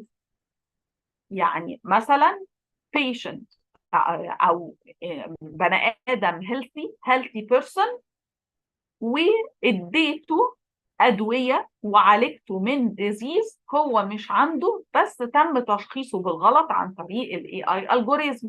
يبقى unnecessary treatment due to false positives. وإيه كمان unsuitable intervention due to imprecise diagnosis أو incorrect prioritization of interventions في emergency department. وده طبعا هيعمل كارثة لو ما كانش فيه prioritization صح علشان أعمل intervention في emergency department. أو imprecise diagnosis يعني unsuitable intervention، عملت intervention مش مناسبة للdiagnosis اللي المفروض البيشنت ده عنده بناء على خطأ من الاي اي. يبقى دي الهارم اللي ممكن يعمله الاي اي، يا اما فولس نيجاتيف يا اما فولس بوزيتيف يا اما unsuitable intervention بسبب imprecise diagnosis. رقم 2 ايه من الريسكس اللي المفروض او اللي ممكن تحصل من الاي اي؟ misuse of medical AI tools. As with most health technologies, there is a risk for human error and human misuse with medical AI. Even when the developed AI algorithms are accurate, they are dependent on the way they are used in practice by the end users, including clinicians, healthcare professionals, and patients. يعني في ريسك للhuman error والhuman misuse في الميديكال artificial intelligence. مهما كانت الالجوريزم بتاعت الاي اي accurate بس ممكن يحصل misuse. Incorrect usage of AI tools can result in incorrect medical assessment and decision making and subsequently in potential harm for the patient. يعني الاستخدام الغلط للاي اي تول ممكن يخليني يبقى عندي incorrect medical assessment وبالتالي الديسيجن ميكينج هيبقى غلط وهيحصل harm للبيشنت. Hence, it's not enough for clinicians and the general public to have access to medical AI tools, but it's also necessary for them to understand how and when to use these technologies. التولز ما تبقاش just ان هي available، دي حاجة مهمة الاي اي tools، لا انا لازم اعرف ازاي استخدمها وامتى استخدم التكنولوجيز دي. Potential causes of AI misuse include limited involvement in clinician and citizen in AI development, a lack of AI training in medical AI among healthcare professionals, lack of awareness and literacy among patients and the general public, and the proliferation of easily accessible online and mobile AI solution without sufficient explanation and information. يبقى البوتنشال causes بتاعت ال AI misuse ممكن تيجي من ايه؟ من ان مفيش involvement للكلينيشن والسيتيزن في ال AI development. كمان الميديكال health care professionals مش متدربين كفاية على ال AI tools. كمان البيشنت عنده lack of awareness، مش عامله له تثقيف صح عن ال AI tools، وإن ال availability بتاعة ال AI application اللي موجودة أونلاين واستخداماتها من البيشنت اللي ما عندوش awareness كافي، ده بيخلي من غير ما يبقى عنده sufficient explanation ده بيعمل misuse لل AI tools. Risk of bias in medical AI and perpetuation of inequities. Despite continuous advances in medical research and healthcare delivery, there remain important inequalities and inequities in medical care within most countries around the world. طيب inequality أو inequities دي بتعمل لي مشكلة في إيه؟ The main factors that contribute to these inequalities and inequities include sex, gender, age, ethnicity, income, education, and geography. While some of these inequities are systemic, such as due to socioeconomic differences and discrimination, human biases also play an important role. مثلا عندنا في United States existing research has demonstrated that doctors do not take Black patients' complaint of pain as seriously, nor do they respond to them as quickly as they do for their white counterparts. يبقى بيحصل discrimination في إنهم ياخدوا in consideration الكومبلين بتاع البين للبلاك patients. Persistent in most countries around the world to varying degree is yet another example of common bias embedded in healthcare system, gender-based discrimination. كمان في the domain of pain management, studies have pointed to the increase in invisibility of female patients when reporting pain. طب ده بيؤدي لإيه؟ بيؤدي إن بيعمل AI bias in the healthcare بسبب البايزد والimbalance داتا سيت. احنا مش قايلين ان الاي اي بيتغذى على الداتا انبوتس اللي احنا بندخلها له. طيب لو انا عامله ديسكريميشن وفي فئه من البوبيليشن مش ممثله، فاكيد السيستم دوت هيبقى فيه بايس which may be based on structural bias and discrimination اللي هي systemic discrimination that is embedded in the way that data is collected or the way in which doctors treat their patient and disparities in access AI. يبقى إن في فئة مش ممثلة عندي في ال AI algorithm، بالتالي الداتا اللي أنا بغذي بيها ال AI system بيبقى فيها bias، فبالتالي الديسيجنز مش هتبقى صح. Biases present in the data used for training can lead to biased AI algorithm, potentially perpetuating healthcare disparities. Lack of transparency كمان من الريسك of AI في ال clinical practice of the healthcare. lack of transparency. Despite continuous advances in medical AI, existing algorithms continue to be viewed by individuals and experts alike as complex and obscure technologies, which are difficult to fully comprehend, trust, and adopt. حتى بعد التطور اللي وصل له الناس دلوقتي، الا انه الاكسبرت والانديفيدوال دايما شايفين الاي اي الجوريزم دوت عباره عن complex وobscure technologies، فبالتالي صعب ان انا اثق فيها. A significant risk for AI is a lack of transparency concerning the design, development, evaluation, and deployment of AI tools. يبقى أنا عندي lack of transparency في إن أنا أفهم في الديزاين، في الديفلوبمنت، في الايفالويشن والديبلويمنت of AI tools. The AI transparency is closely linked to the concept of traceability and explainability, which correspond to this level of which transparency is required.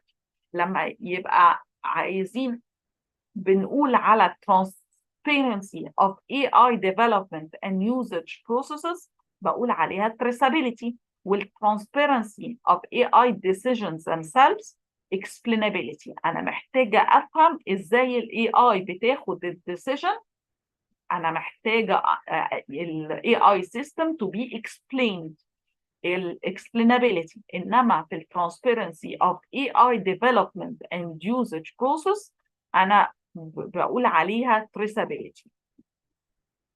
طيب specific risk associated with the lack of transparency في biomedical AI include إيه؟ أول حاجة في lack of understanding and trust in prediction and decisions generated by AI system. ليه ما عنديش trust؟ لأن أنا مش عارفة الديسيجن ده متاخد بناء على إيه. Difficulties in independently reproducing and evaluating the AI algorithm. ما حدش عنده criteria يقدر يقيم عليها ال AI algorithm. Difficulties in identifying the source of AI errors and defining who and or what is responsible for them. In healthcare, it's crucial for healthcare professionals to understand the reasoning behind AI-generated recommendation. Without transparency, there is a risk of blindly following AI suggestion without fully comprehending the underlying rationale, potentially compromising patient safety. Privacy and security issues. The increasingly widespread development of AI solution and technology in healthcare, recently highlighted by COVID-19 pandemic, has shown potential risk for a lack of data privacy, confidentiality, and protection for patients and citizens. ليه بقى في lack of data privacy و confidentiality? This could lead to serious consequences, such as the exposure of use of sensitive data, which goes against the right of the citizen or the repurposing of patient data for non-clinical needs. يعني ممكن الداتا الانفورميشن البيرسونال انفورميشن اللي تخص اي بيشنت اللي موجوده على الاي اي سيستم ممكن تستغل في غرض تاني غير اللي اتجمعت علشانه. مثلا ممكن في اغراض advertising مثلا. The main risk for data privacy and security in AI for healthcare, including personal data sharing without fully informed consent, data repurposing without the patient knowledge, data breaching that could expose sensitive or personal information, and the risk of harmful or even potentially fatal cyber attack on AI solution at both individual and hospital or health system level. A significant challenge is the need for vast amount of high quality data to train an AI algorithm effectively. Access to such data can be limited due to privacy concern and data fragmentation across different healthcare systems. كمان في gap في ال AI accountability. الترم بتاع algorithmic accountability has garnered increasingly importance among researchers and organizations dedicated to addressing the legal impact of the introduction and use of AI algorithms in different areas of human life. Algorithm accountability might appear to refer to the task of seeking to hold the algorithm itself accountable. يعني لو ال AI algorithm عمل harm للبيشنت، مين اللي هيتحاسب؟ مين اللي هيبقى accountable؟ هل الالجوريزم ال AI system هو اللي هيتحاسب، هو اللي هيتعاقب؟ فأكيد لا. It's actually quite the opposite. It emphasizes the fact that algorithms are created through a mixture of machine learning and human design, and that the mistake or wrongdoing in algorithms come from the humans developing, introducing, or using the machine, especially since AI systems themselves cannot be held moral or legal responsible. Citizen and patient will lose trust if it appears to them that none of the developer or user of AI tools can be held accountable for the harm that may be caused. There is a need for new mechanisms and framework to ensure adequate accountability in medical AI and to manage reclamation and compensation where necessary, as well as to guarantee non-repetition of the act. يعني علشان نضمن التراست بتاع البيشنتس في الاي اي تولز لازم يبقى فيه accountability. فاكيد مش هنعمل accountability للسيستم، انما هيتعمل accountability للديفلوبر او لليوزر اوف اي اي تول.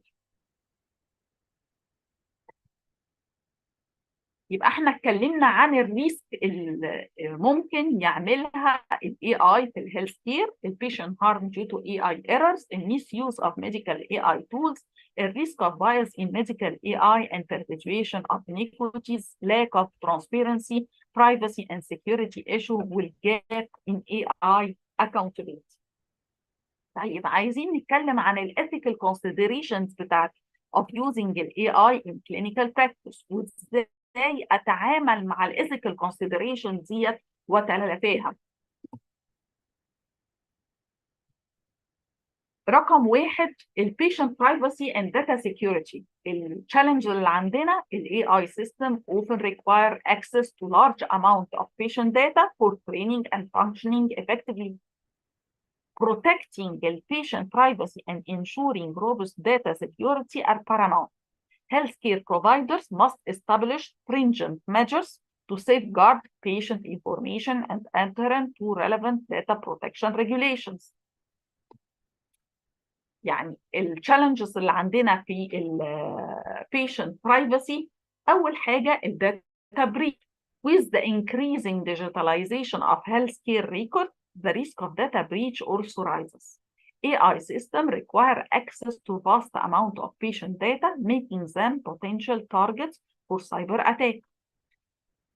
كمان informed consent. Patients must be informed about how their data will be used in AI application. لازم يبقى عارف وماضي على إقرار الداتا بتاعته هتستخدم في إيه. Ensuring that patients understand and consent to the use of their data is essential for maintaining privacy. Data anonymization. كمان ما اكتبش اسم البيشنت. Anonymizing the patient data is crucial to protect the privacy. However, de-identifying data completely while retaining its utility for AI algorithms can be challenging. هنشور الداتا security ازاي؟ عن طريق الانكريبشن، التشفير. Implementing robust encryption technique can secure patient data both at rest and in transit. Encryption helps prevent unauthorized access to sensitive information. كمان الاكسس كنترول، بليمت الاكسس للبيشنت داتا based on rule and responsibility. يعني البيشنت داتا ما تبقاش available لاي حد، بعمل limiting للاكسس ليها. مين اللي يقدر يدخل على الانفورميشن ديت. can prevent unauthorized personnel from viewing or manipulating sensitive information. كمان بنعمل regular audit. Conducting regular security audit helps identifying vulnerability in AI system and ensure compliance with data protection regulation. الريجوليشن كومبلينس زي ايه؟ في الهيلث انشورنس Portability and Accountability Act set standards، حاطة standard for protecting sensitive patient data. كمان في General Data Protection Regulation حطت كمان strict guidelines regarding the processing and storage of patient data. وفي ethical guidelines such as those outlined by Professional Medical Association that ensure that patient privacy is respected while when utilizing AI في clinical setting. بعمل كمان اقدر اعمل ميتيجيشن للريسك ازاي؟ عن طريق ان انا هعمل تريننج للستاف عن الامبورتنس بتاع البيشنت برايفسي. كمان الفندر اسسمنت، conducting thorough assessment of AI vendors, security measures, and data handling practices can help healthcare organization choose trustworthy patterns. In incident response plan, developing a comprehensive incident response plan enable healthcare providers to respond effectively in case of data breach or security incident involving AI system. كده اتعاملنا مع المشكلة بتاعت الداتا برايفسي، السكيورتي بتاع الداتا اوف بيشنت. طب الترانسبيرنسي والاكسبلينابيلتي. many AI algorithms, especially deep learning models, are often considered black boxes with complex decision-making processes that are challenging to interpret. There is a need for transparency and explainability in AI systems to ensure that healthcare professionals and patients can understand the reasoning behind AI-generated recommendations. Transparency in AI refers to the degree to which the workings of an AI system can be understood and explained to human users. In clinical settings, transparency is crucial for building trust, ensuring accountability, and facilitating informed decision-making. The challenges in transparency in AI, despite its importance, achieving transparency in AI can be challenging due to many AI algorithms are based on complex mathematical models that are difficult for non-experts to understand. There is a lack of standardized methods for evaluating and communicating the transparency of AI systems. طب ايه الاستراتيجيز اللي هنعملها علشان improve the transparency والexplainability في الكلينيكال setting؟ أول حاجة use simpler algorithms. Using simpler algorithms that are easier to understand can help to improve transparency and explainability في clinical setting. However, this may come at the cost of reduced accuracy. كمان نقدر provide clear explanations. Providing clear explanation of how an AI system works and why it makes specific decisions can help to improve understanding and trust among the healthcare providers and patients. This can be achieved through visualization, user interface, or documentation. Promote continuously learning. Encouraging continuous learning among healthcare providers through training programs and other educational resources can help to improve the understanding and trust in AI system over time. Bias and fairness. The AI model can inherit bias present in the data used for training, potentially leading to biased outcomes, especially for unrepresented population. This is crucial to address and mitigate bias in AI algorithms to ensure fair and equitable healthcare delivery. Regular audit and evaluation are necessary to identify any biases that may emerge. Bias in AI refer to the presence of systematic errors in the data, algorithm, or decision-making processes that lead to unfair or inequitable outcomes for certain groups.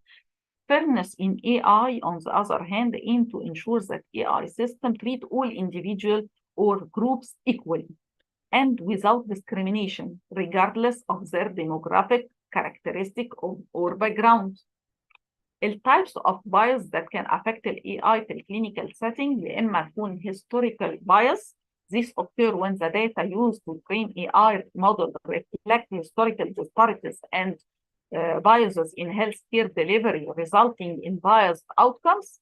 أو measurement bias. This refers to the systematic errors or inconsistencies in data collection, processing, or interpretation that can lead to biased AI prediction.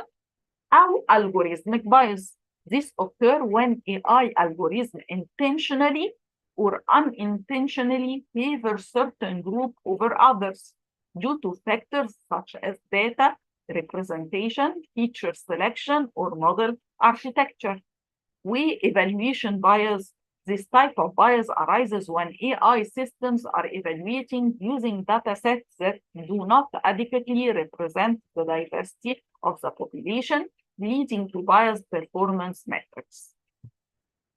To address these biases and ensure fairness in AI for clinical setting, data diversity ensures that the training data is representative of the diverse patient population. لازم اتاكد ان التريننج داتا اللي انا بغذي بيها السيستم بتاعي بتمثل البوبيوليشن and include adequate samples وتحتوي على عينات مناسبه from different demographic groups, socioeconomic backgrounds, and geographic region. Transparency. Make the AI algorithm and decision-making processes transparent and explainable to promote trust, understanding, and accountability. Regulatory and oversight. Establish regulatory framework and standard for AI in healthcare that promise prioritize fairness, transparency, while balancing innovation and patient safety. Informed consent. Patients may not fully understand and be aware of the use of AI in their healthcare, and obtaining informed consent become challenging. Ethical consideration. Healthcare providers should educate patients about the use of AI in their care and obtain informed consent when necessary. This includes explaining the role of AI in diagnostics, treatment planning, and other aspects of healthcare. إيه هو informed consent? Is a fundamental ethical principle in healthcare that require healthcare provider to inform patient. لازم البيشنت يبقى عارف كل حاجة about the potential risks, benefits, alternatives of a proposed treatment or procedure. It ensures that patients have a full understanding of the implication of their healthcare decisions and can make informed choices. يقدر ياخد قرارات بناء على معرفة based on this information. ايه challenges مع with informed consent in AI? AI algorithms often operate using complex mathematical models and large data set, making it difficult to patients to fully comprehend how these systems arrive at their recommendation. البيشنت مش بيعرف السيستم وصلت للrecommendations ديت ازاي. This complexity can hinder patients' ability to provide meaningful consent. فبالتالي الكونسنت مش بتبقى informed لان هم مش بيبقوا فاهمين كل التفاصيل ازاي الريكومنديشن ديت وصلت بناء على ايه. Transparency and explainability. Healthcare provider must be able to explain how AI algorithms work in a way that patients can understand. This includes providing information on how data is collected, stored, and used to generate insights. Patient education and empowerment. Empowering patients through education is key to ensuring informed consent in AI-driven healthcare.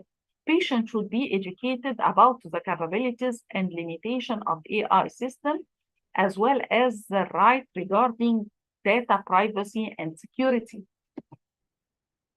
Shared decision-making between healthcare providers and patients is essential for obtaining informed consent in the era of AI. Patients should be actively involved in discussions about the use of AI in their care, including the potential risk and benefits. يعني لازم البيشنت يبقى involved في الدiscussion. استخدم ال AI في الكير بتاعي إزاي؟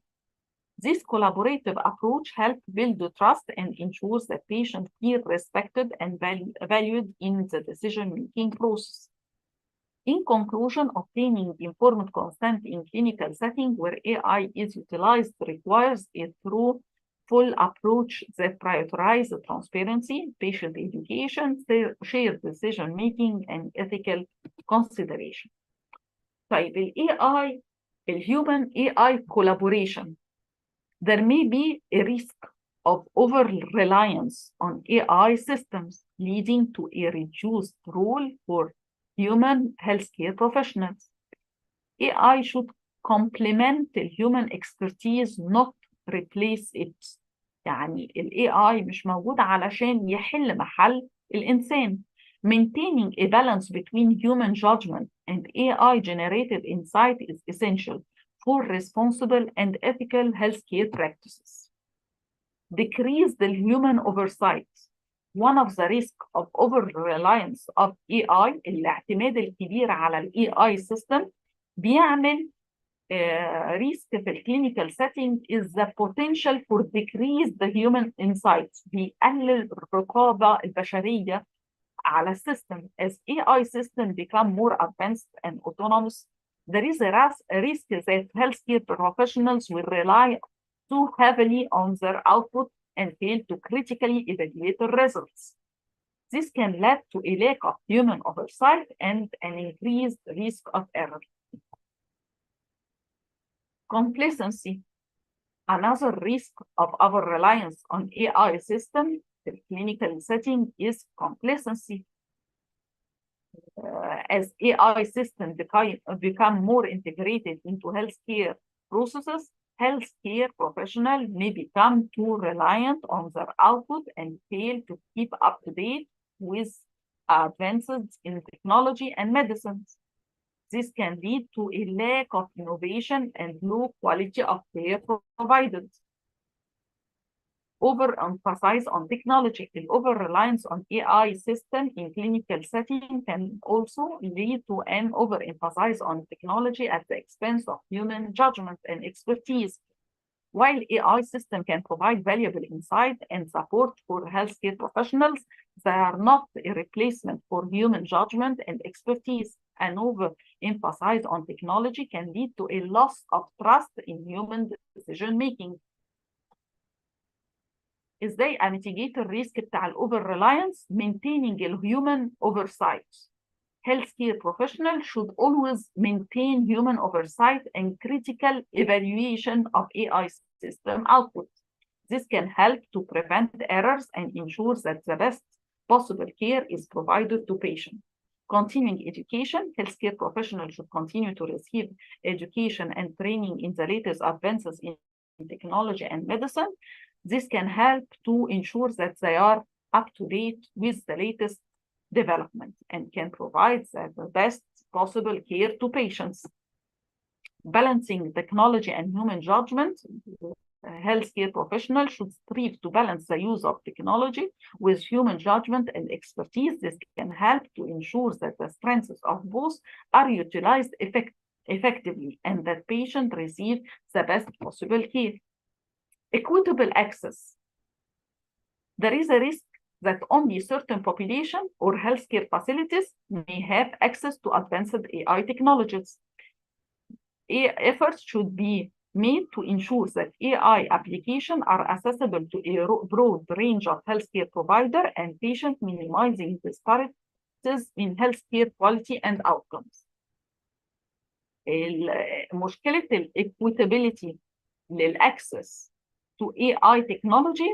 Achieving equitable access involves overcoming barriers related to المشكلة في الكوست، في الانفراستراكشر، في الeducation، في الbias to ensure that all individuals, regardless of their background or location, can benefit from the advancement of AI within healthcare. فهنعمل ايه؟ هنعمل strategies for promoting equitable access, financial support. Government with healthcare organization and technology companies can provide financial support or incentives to facilitate the adoption of AI technologies in underserved areas. Infrastructure development, investing in improving digital infrastructure such as expanding broadband connectivity and upgrading the IT system in healthcare facilities is essential for enabling widespread access to AI tools. Education with training program, establishing comprehensive training programs on AI to healthcare professionals can enhance their proficiency in using these technologies effectively. Continuous education initiatives and certification courses can empower clinicians to leverage AI tools for better patient outcome while promoting equity in access. In conclusion, achieving equitable access to AI in clinical setting is essential for realizing the full potential of these technologies in improving healthcare outcomes for all individuals by addressing barriers related to cost, infrastructure, education, bias, and ethics. Stakeholders can work toward creating a more inclusive healthcare system where AI benefits are accessible to everyone regardless of their socioeconomic status or geographic location. من آخر حاجة في ethical consideration professional responsibility.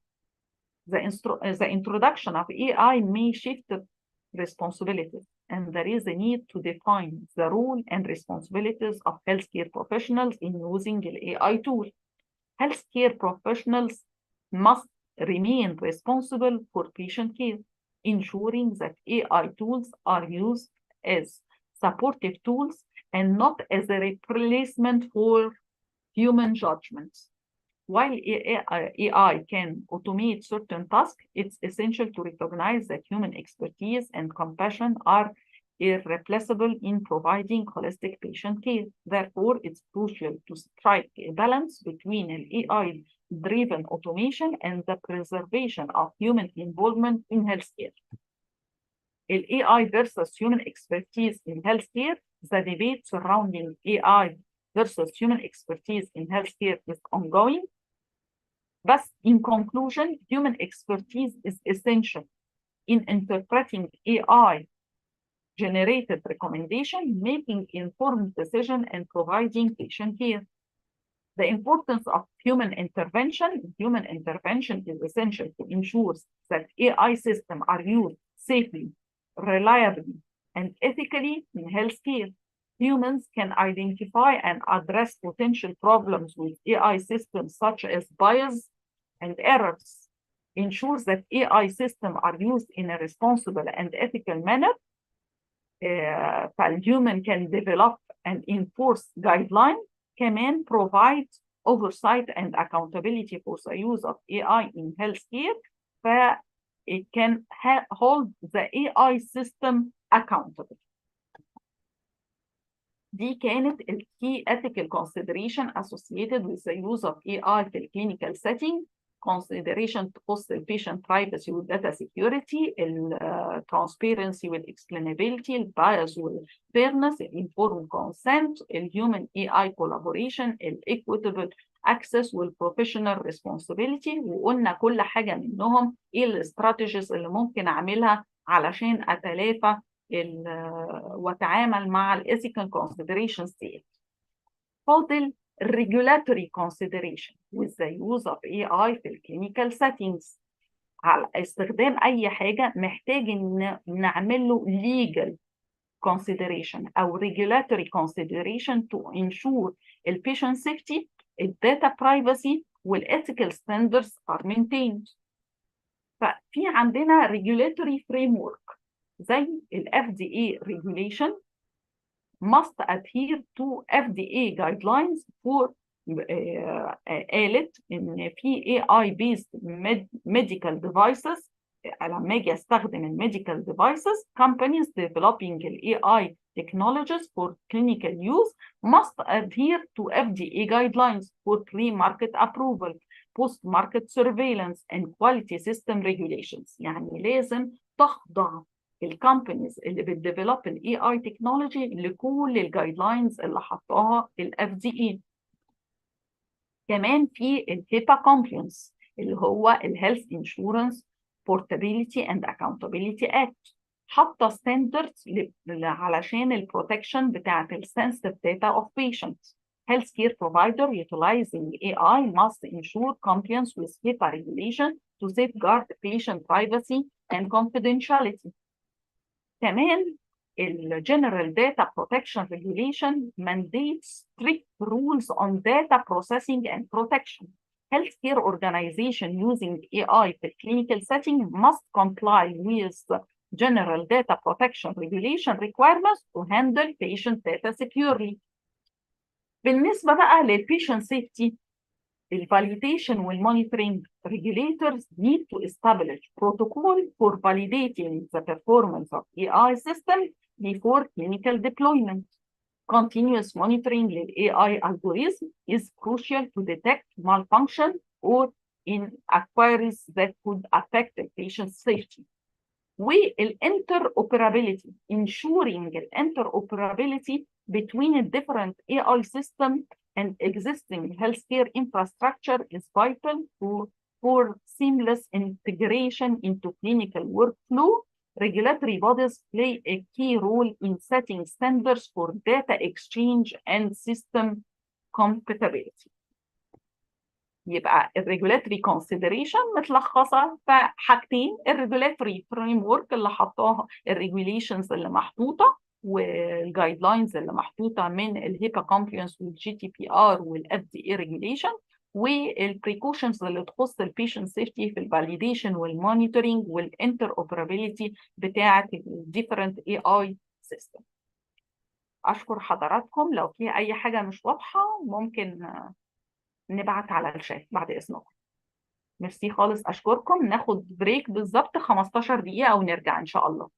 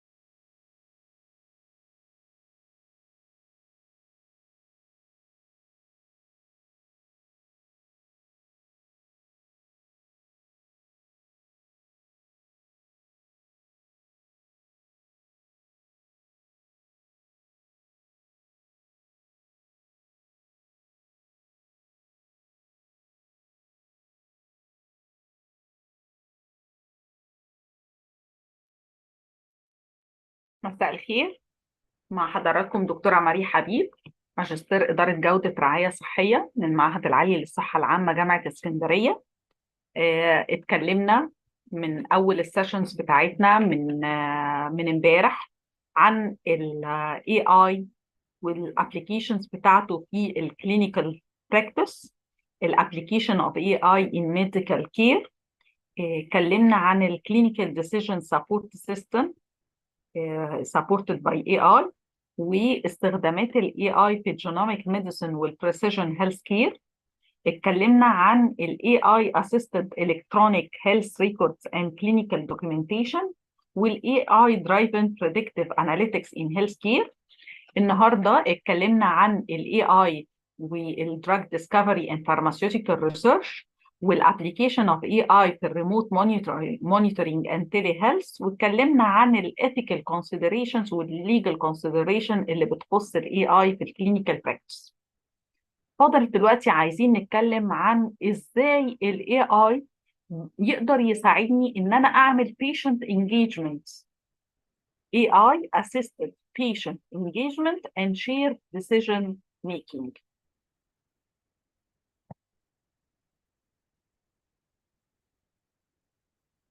احنا اتفقنا امبارح ان البيشنت هو محور الخدمه،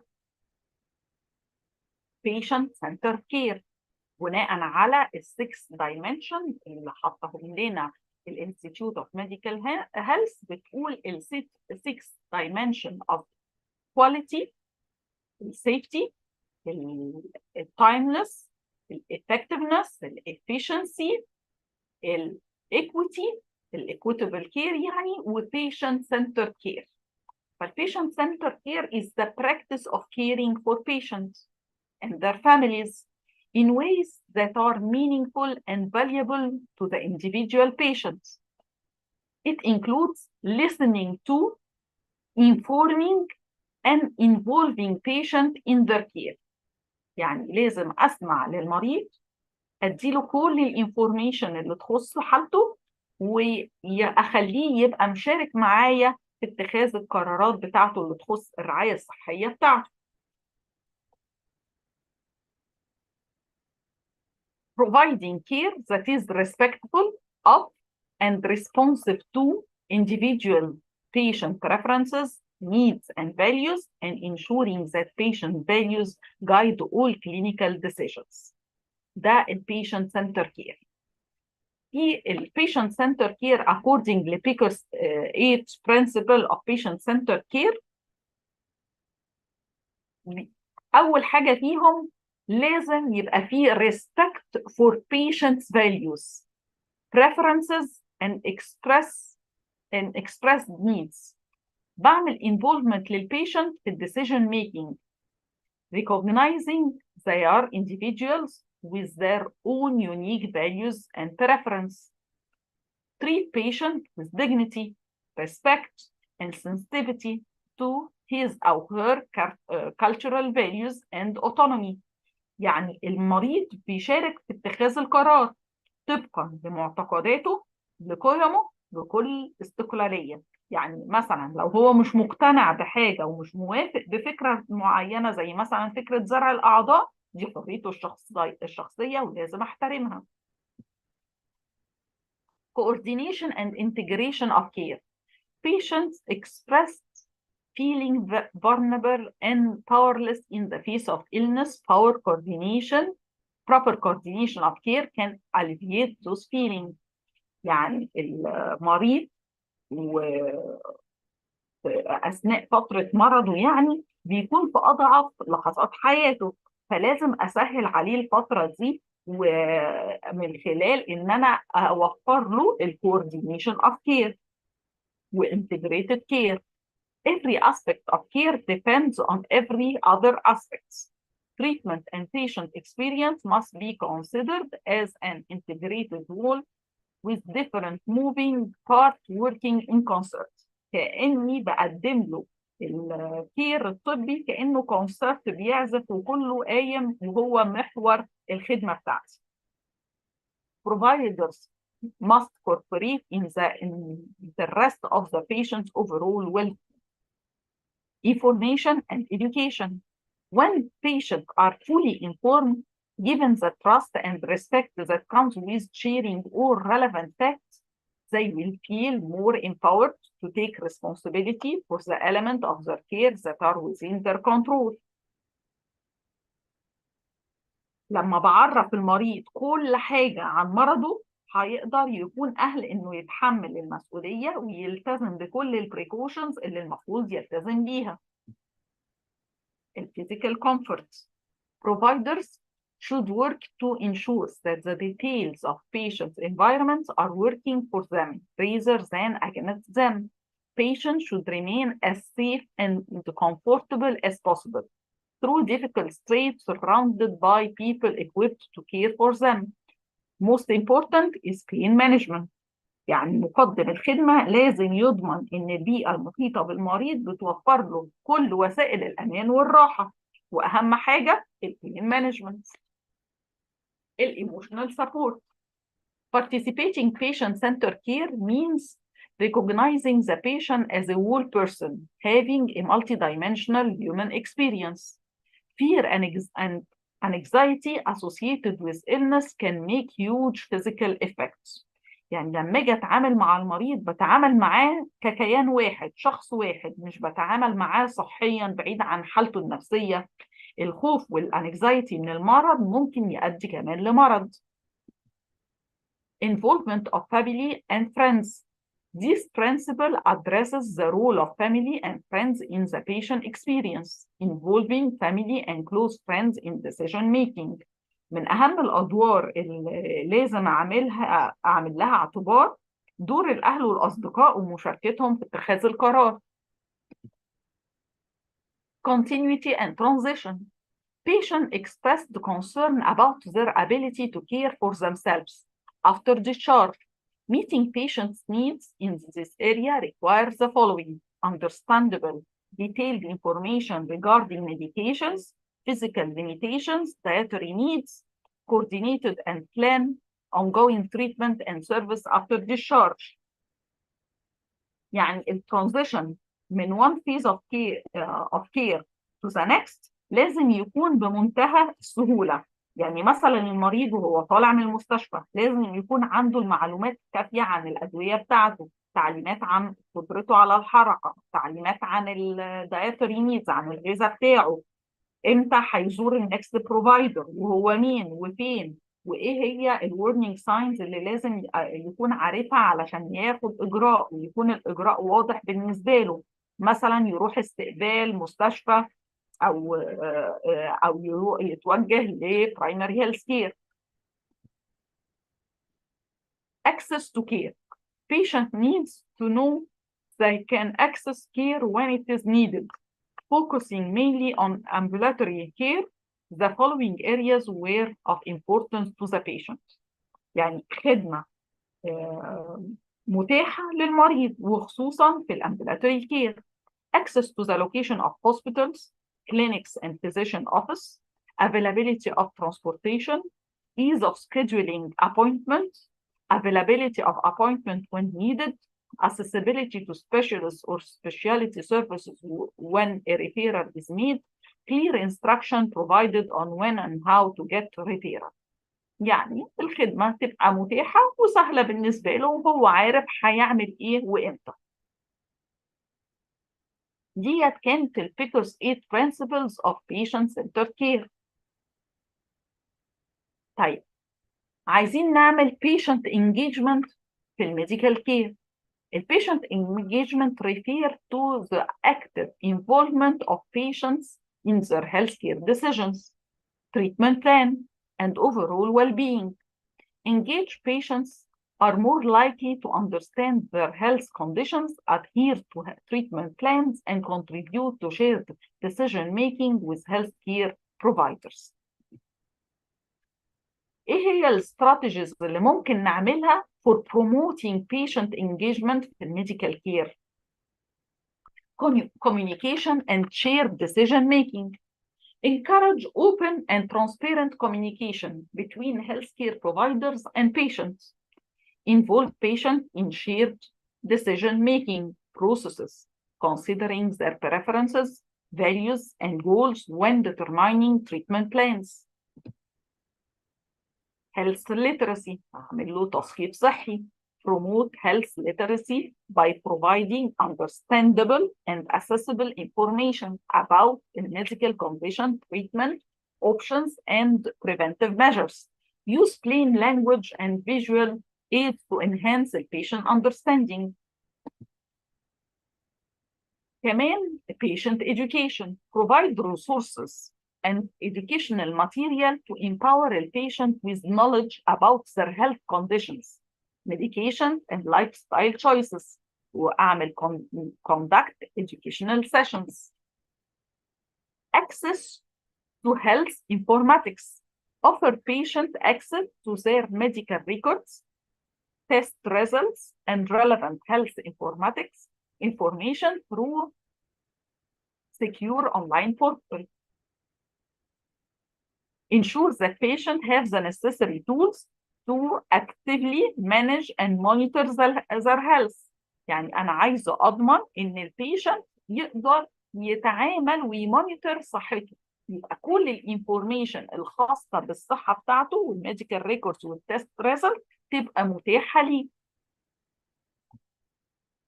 Patient portal. Implement user-friendly patient portals that allows individuals to schedule appointments, communicate with healthcare providers, and access their health records.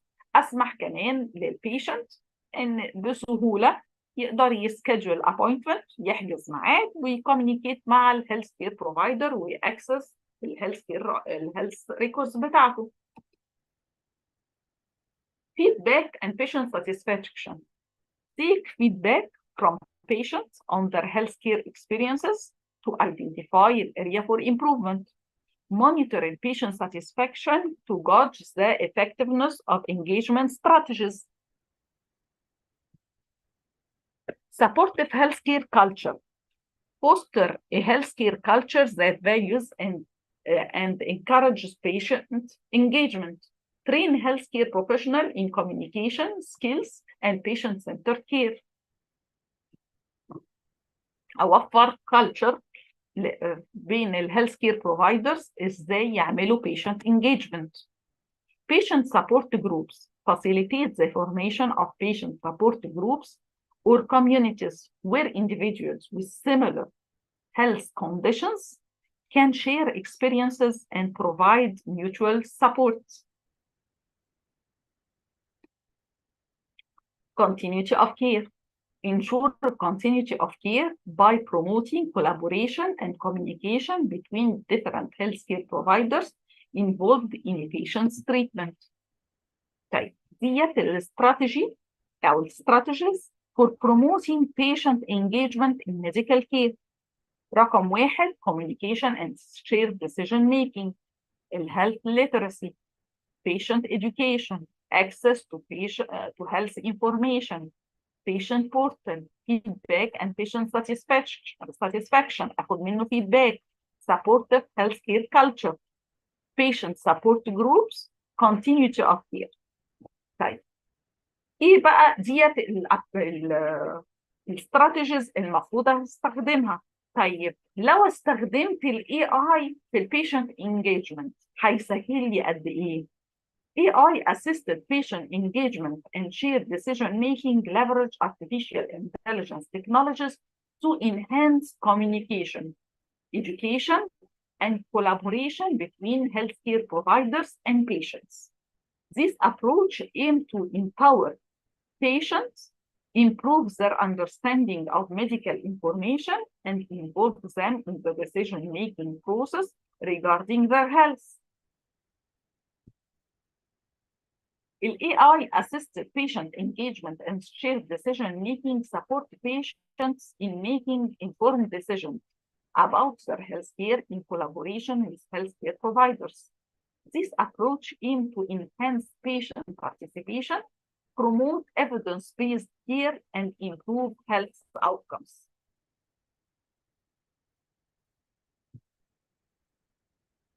الimportance بتاع patient engagement. Empowered patients are more likely to adhere to treatment plan. أهم حاجة بان انا اعمل patient engagement ان هو هيadhere للتريتمنت بلان وهيفضل ملتزم بيها. manage your condition effectively and report better health related quality of life. Patient engagement is crucial for improving health outcomes, reducing healthcare costs, and enhancing patient satisfaction. طيب ايه هي الستراتيجيز in which AI can support the patient engagement and shared decision making؟ ال AI يقدر يساعدني في ايه؟ في الاستراتيجيز اللي تخلي تسابورت البيشنت انجيجمنت. رقم واحد personalized health information. ال AI algorithm can analyze patient data to provide personalized health information tailored to individual medical histories, preferences, and needs. Personalized content delivery through AI-driven platform ensures that patients receive information in a format and style that suits their understanding. يعني بيدي الانفورميشن لكل patient مفصلة ليه بناء على الميديكال هيستوري بتاعته، على البريفرنسز بتاعته، وعلى النيدز بتاعته.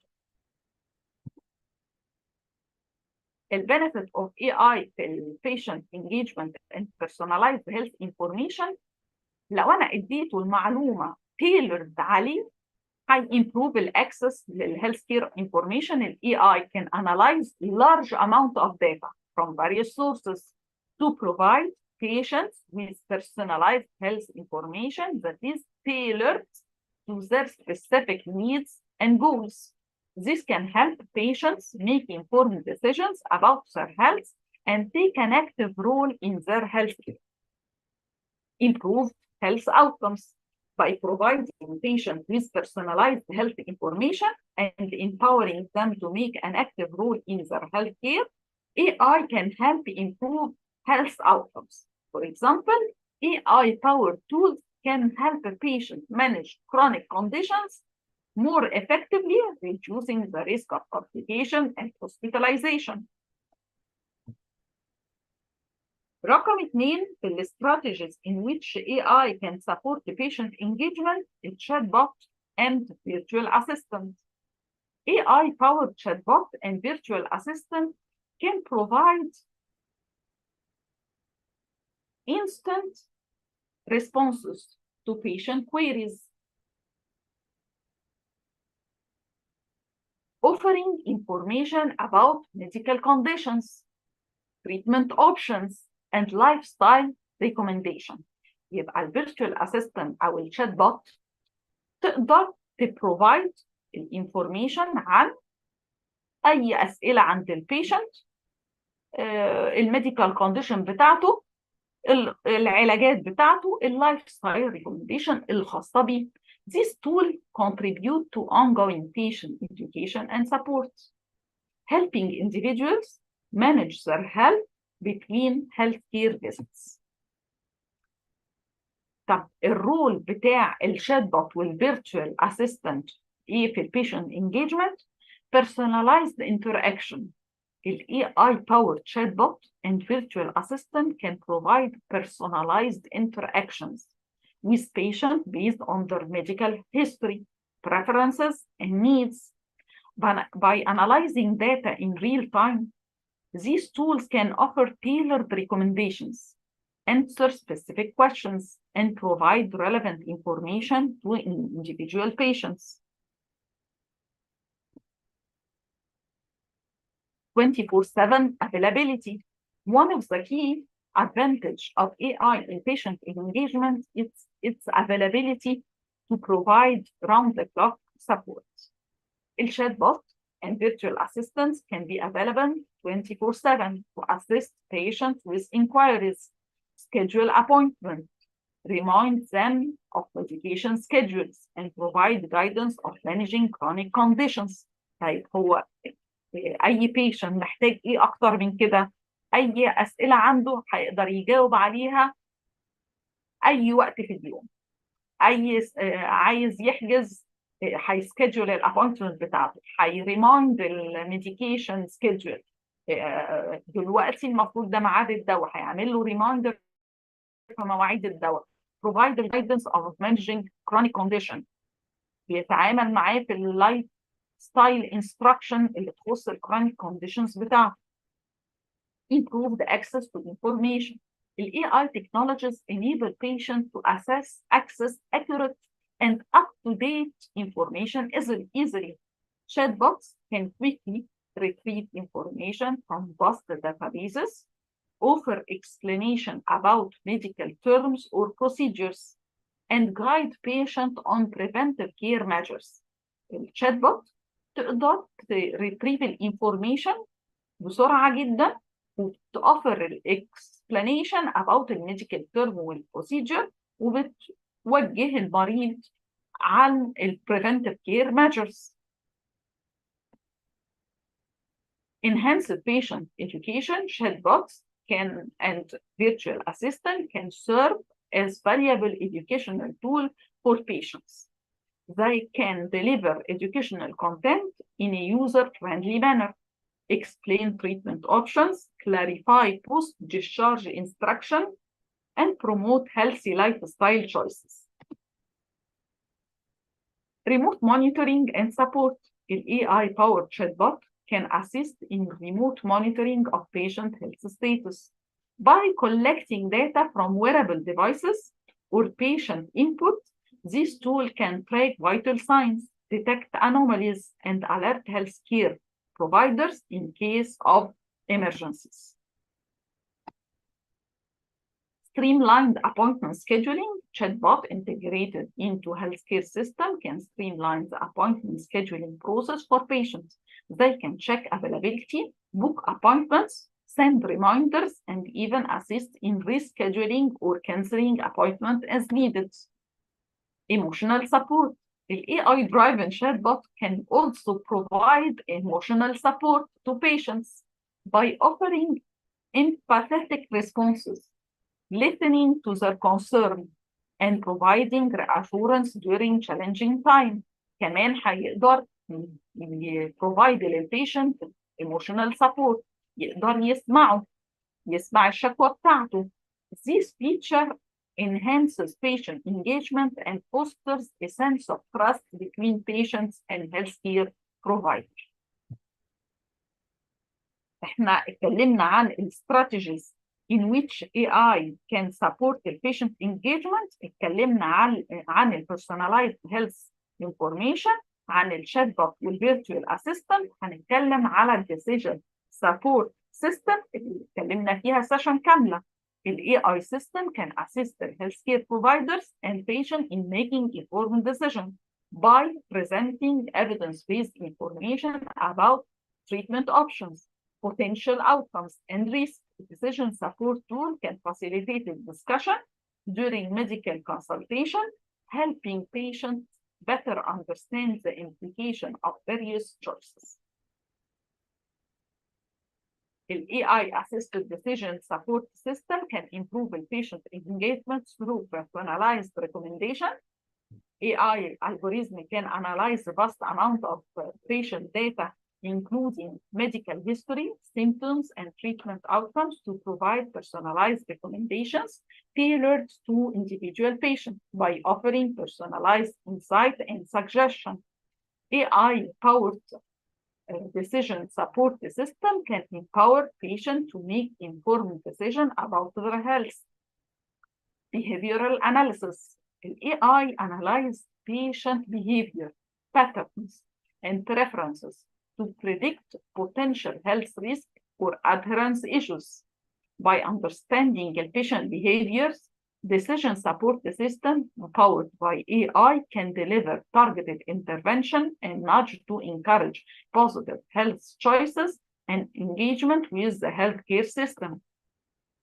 Remote monitoring. The AI-enabled devices and wearables can collect real-time health data from patients outside traditional healthcare settings. This continuous monitoring allows for early detection of health issues and enable timely intervention, fostering greater patient engagement in self-care. Decision support. AI algorithm can assist healthcare providers in diagnosing conditions, selecting treatment options, and predicting outcomes based on clinical data. By supporting clinicians with evidence-based recommendations, the AI-driven decision support system can enhance shared decision-making between patients and providers. رابع حاجة من الاستراتيجيز in which AI can support the patient engagement is remote monitoring and alerts. AI-enabled remote monitoring devices can track patient health metrics in real time. Alerts generated by AI system can notify both patient and healthcare providers of any concerning changes in health parameters, prompting timely interventions and adjustment to care plans. The role of AI in remote monitoring and alert, data analysis and predictive modeling. AI algorithms can analyze large volume of health data generated from remote monitoring devices to identify patterns, trends, and anomalies that may indicate potential health issues. By leveraging machine learning techniques, AI can build predictive models that anticipate patient health risk based on historical data and other relevant factors. This enables healthcare providers to proactively intervene and prevent adverse health events. Real-time monitoring and alert.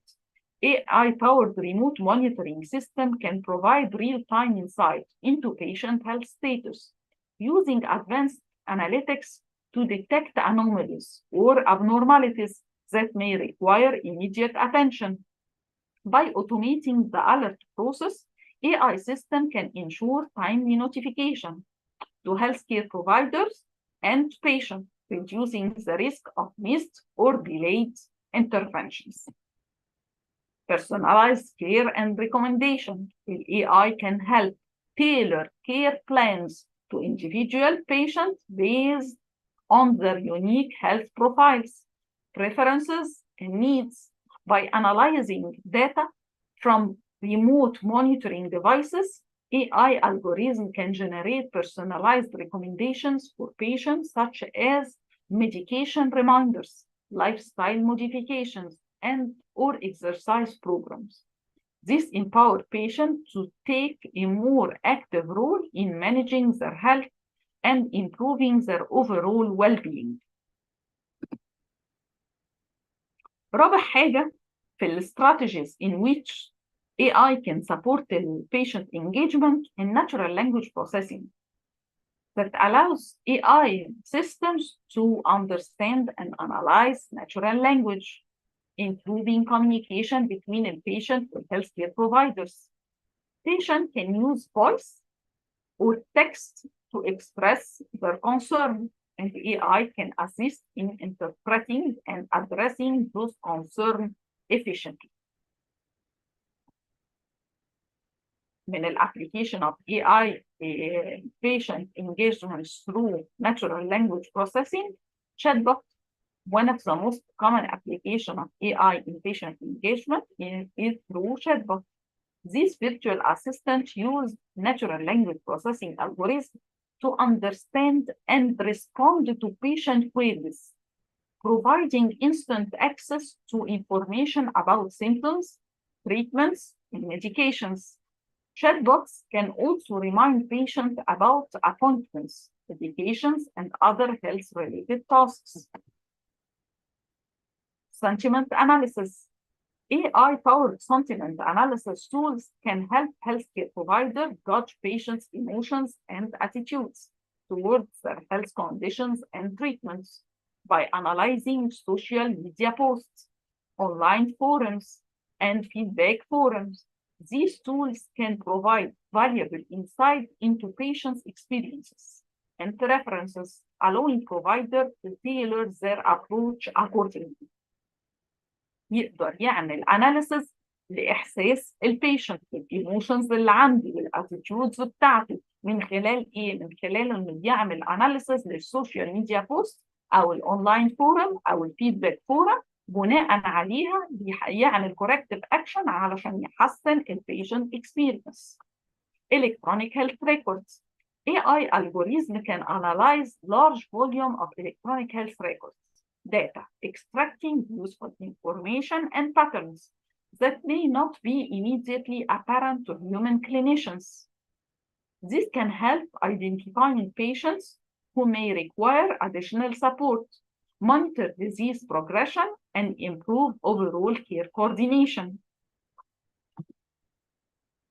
Virtual assistant. The AI-powered virtual assistant can provide personalized support to patients, helping them manage their conditions and treatments more effectively. This assistant can offer reminders, track symptoms, and even suggest lifestyle changes based on the patient's preferences and needs. البنفيت بتاع البيشنت engagement through natural language processing بيimprove accessibility. ال AI driven patient engagement tool can be accessed anytime, anywhere, making healthcare information more accessible to patients. This is particularly beneficial for those living in remote areas or with mobility issues. Enhanced patient experiences. By understanding patients' needs and preferences better, healthcare provider can deliver more personalized care, improving overall patient satisfaction and experience. Cost saving. AI-powered tool can automate certain tasks, reducing the workload on healthcare professionals and allowing them to focus on higher value activities. This can lead to cost saving for both patients and healthcare systems. Better outcomes.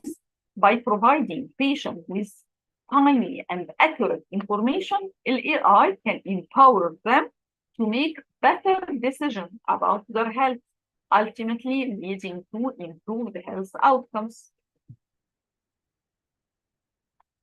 من strategy in which AI can support the patient engagement in behavioral analytics.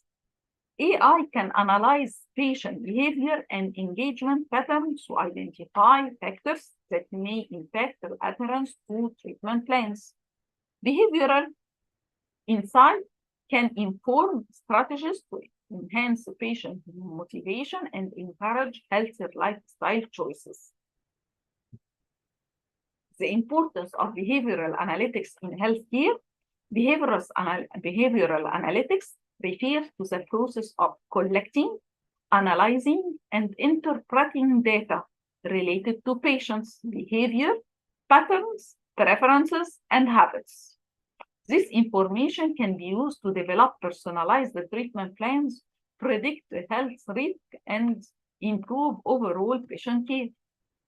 How AI enhances behavioral analytics.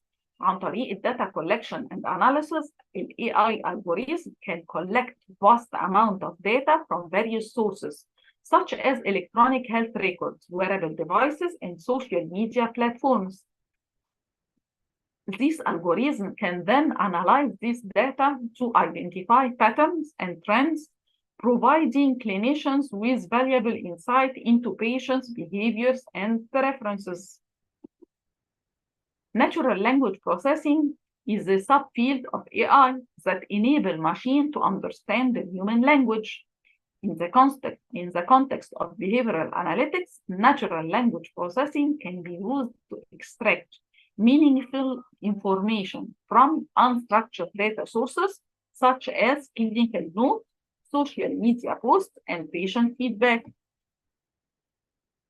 Virtual health assistants. AI-powered virtual health assistant can provide patients with personalized recommendations, support, and guidance based on their behavioral data. This assistant can also remind patients to adhere to their treatment plans and encourage them to engage in healthy behaviors. The ways AI impacts patient engagement include increased patient-clinician communication, AI technologies can facilitate more frequent and effective communication between patients and clinicians.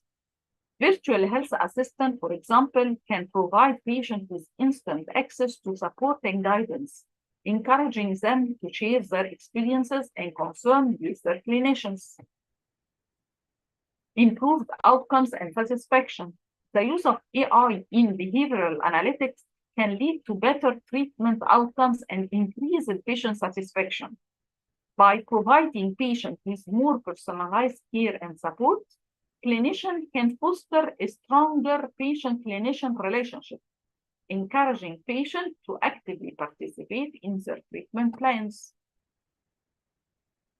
كمان من الستراتيجيز in which AI can support the patient engagement interactive education platform.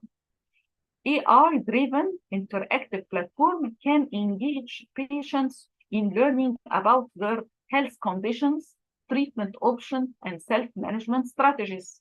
Interactive module can make the educational process more engaging and memorable. The role of AI in patient engagement in interactive educational platforms. AI algorithm can analyze vast amount of data to identify patterns, predict outcomes, and recommend relevant educational content to patients. This not only empowers patients to take an active role in managing their health, but also improves their overall understanding of medical conditions and treatment options. Personalized learning experiences. AI-enabled interactive educational platforms to deliver personalized learning experience based on each patient's unique characteristics, such as medical history, preferences, and learning style. By analyzing data collected from patients, AI algorithms can recommend specific educational materials, resources, and activities that are most relevant and beneficial to the individual. This personalized approach enhances patient engagement by catering to their specific needs and interests. Adaptive content delivery through machine learning algorithms.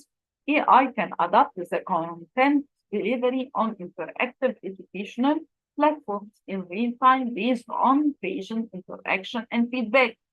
By tracking how patients engage with the educational materials, AI system can adjust the difficulty level and format of the content to optimize the learning outcome.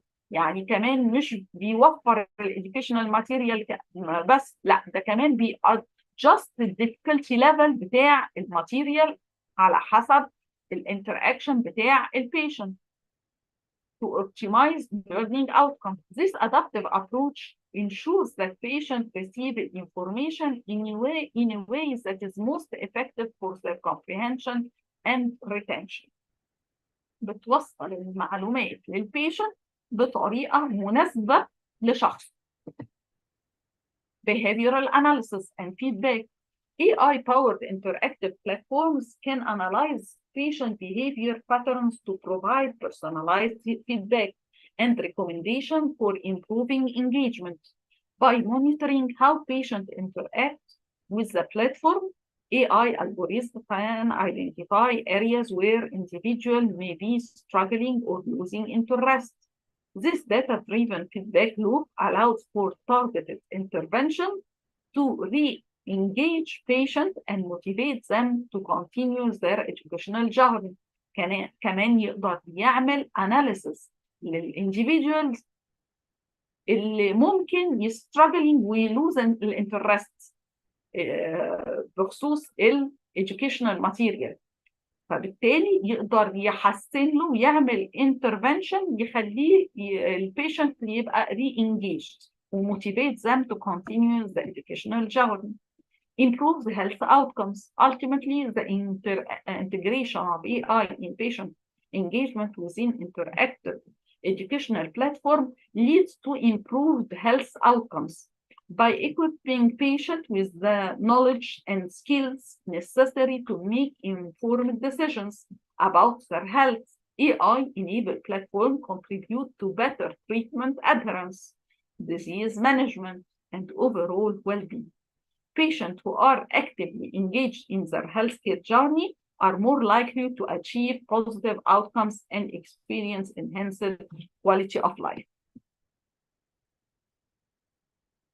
ثامن حاجة وآخر حاجة في strategies in which AI can support the patient engagement is predictive analytics. AI algorithm can predict the potential health risk and complication based on patient data, allowing proactive intervention to prevent worsening conditions. Predicting analytics can support shared decision-making by providing insight into the likely outcomes of different treatment approaches. The key aspect of how AI contributes to patient engagement in predictive analytics, personalized care. AI algorithms analyze a vast amount of patient data to identify patterns and trends that can help predict potential health issues or outcomes for individual patients. By utilizing predictive analytics, healthcare providers can tailor treatment plans and intervention to meet the specific need of each patient, leading to improved outcomes and higher patient satisfaction. Early intervention. AI-powered predictive analytics can detect early warning signs of potential health complications and deteriorations in patient condition. By proactively identifying these risks, healthcare providers can intervene early, preventing adverse events and improving patient outcomes. This early intervention also fosters better patient engagement by demonstrating a proactive approach to healthcare. Remote monitoring. An AI-enabled predictive analytics tool enable remote monitoring of patient health status in real time. By continuously analyzing data from wearable devices or sensors, AI can alert healthcare providers to any concerning changes in a patient's health, allowing for timely intervention and improved patient engagement through ongoing support and feedback. Patient education. In AI-driven predictive analytics can also be utilized to personalize the patient education material and resources based on individual health data and preferences. By delivering targeted educational content, healthcare providers can empower patients to take an active role in managing their health, fostering greater engagement and adherence to treatment plan. Resource optimization. And predictive analytics powered by AI can help healthcare organizations optimize resource allocation by forecasting patients' volume, predicting readmission rate, and identifying high-risk patients who may require additional support. By efficiently allocating resources where they are most needed, healthcare provider can enhance the patient engagement by ensuring timely access to care and services.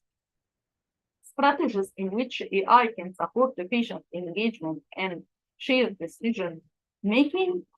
قلنا personalized health information, chatbot and virtual assistant, decision support system, remote monitoring and alert, natural language processing, behavioral analytics, interactive educational platform with predictive analytics. Balancing technological advancement with a patient-centered approach is essential for the successful integration of AI in healthcare. Regular feedback from patients and healthcare professionals can help refine AI systems and ensure they align with the values of shared decision-making and patient engagement. آخر حاجة هنتكلم عليها في السيشن ديت البنفيت of AI-assisted patient engagement and shared decision making. هستفيد إيه لما أدخل ال AI في patient engagement؟ Enhance patient satisfaction due to increased involvement in the care process, improved health outcomes through better adherence to treatment plans and self-management skills, reduced healthcare costs, due to decreased hospital readmission and fewer unnecessary interventions. More efficient use of healthcare resources by prioritizing high-risk patients and allocating resources accordingly, increase the trust between patients and healthcare providers due to greater transparency and collaboration in decision-making processes, better understanding of patient preferences, values, and needs, leading to more personalized care experiences, empowered patients who are better equipped to manage their health conditions and navigate the healthcare system effectively, improve the population health management through early identification of health risks, targeted interventions, and continuous monitoring of patient health data. كمان هيسهل الورك فلو streamlined workflow for healthcare providers due to automation of routine tasks enabling them to focus on more complex patient care needs. وهي increase the healthcare equity by providing underserved population with access to advanced technologies that can improve their health outcomes and overall well-being. أشكر حضراتكم. لو في أي حاجة مش واضحة أستأذنكم اكتبوا لي على الشات. ناخد دقيقة بريك ونرجع تاني السيشن اللي بعدها. أشكر حضراتكم. Thank you very much.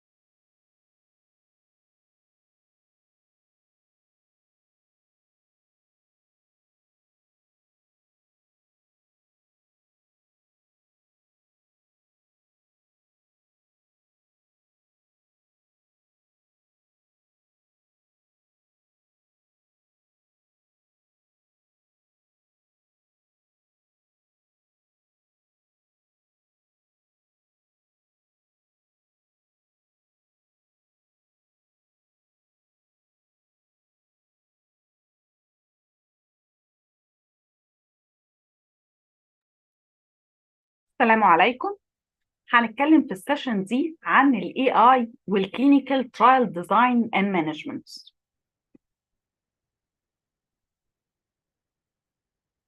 يعني إيه clinical research؟ Clinical research is a branch of medical science that focuses on studying the safety and effectiveness of medications, treatments, diagnostic techniques, and medical devices in humans. It plays a crucial role in advancing medical knowledge, improving patient care, and developing new therapies for various diseases and conditions. This may be used for prevention, treatment, diagnosis, or for relieving symptoms of a disease. Clinical research is different from clinical practice.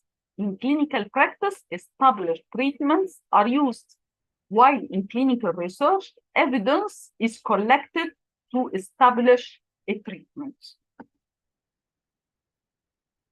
What are the types of clinical research? في longitudinal studies, cross-sectional studies, experimental studies, observational studies.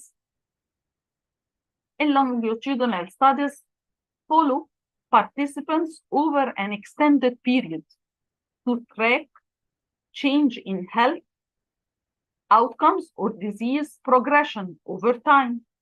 These studies are valuable for understanding the long-term effect of intervention or exposure.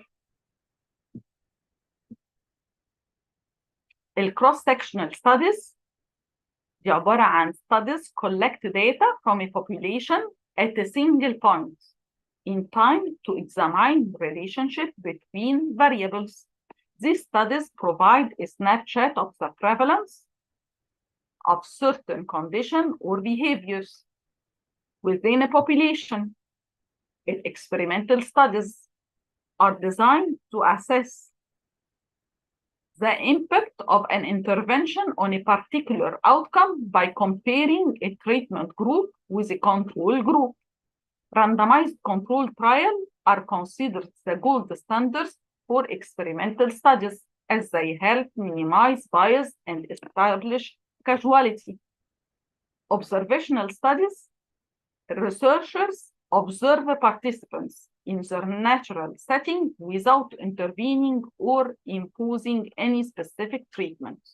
These studies can help identify potential risk factors, association between variables, or trend in disease progression.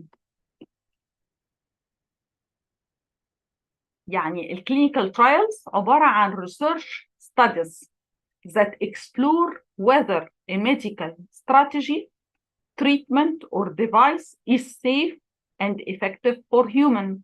يعني إيه كلمة safe للhuman؟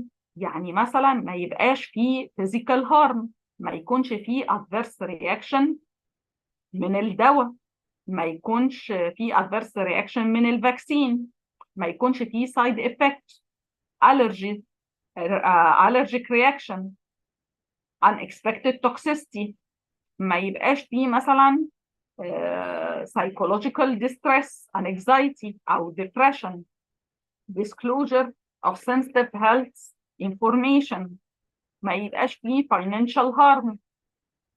كلمة safe يعني no harm بس في كل النواحي اللي تخص البيشنت أثناء الكلينيكال ترايل. كلمة effective يعني إيه كلمة effective؟ إحنا قلنا effective اللي هي providing services based on scientific knowledge to all who could benefit. ineffectiveness زي إيه؟ زي إن مثلا يبقى في failure due to unexpected side effect، failure to achieve the desired immune response, may not achieve the desired clinical outcomes. يبقى الريسيرش ستاديز لازم تضمن لي السيفتي والإفكتفنس للهيومن.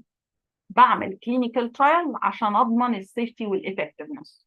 They are conducted to gather data on the safety and effectiveness of new treatments and interventions, as well as to study different aspects of healthcare, such as prevention, diagnosis, and quality of life improvements.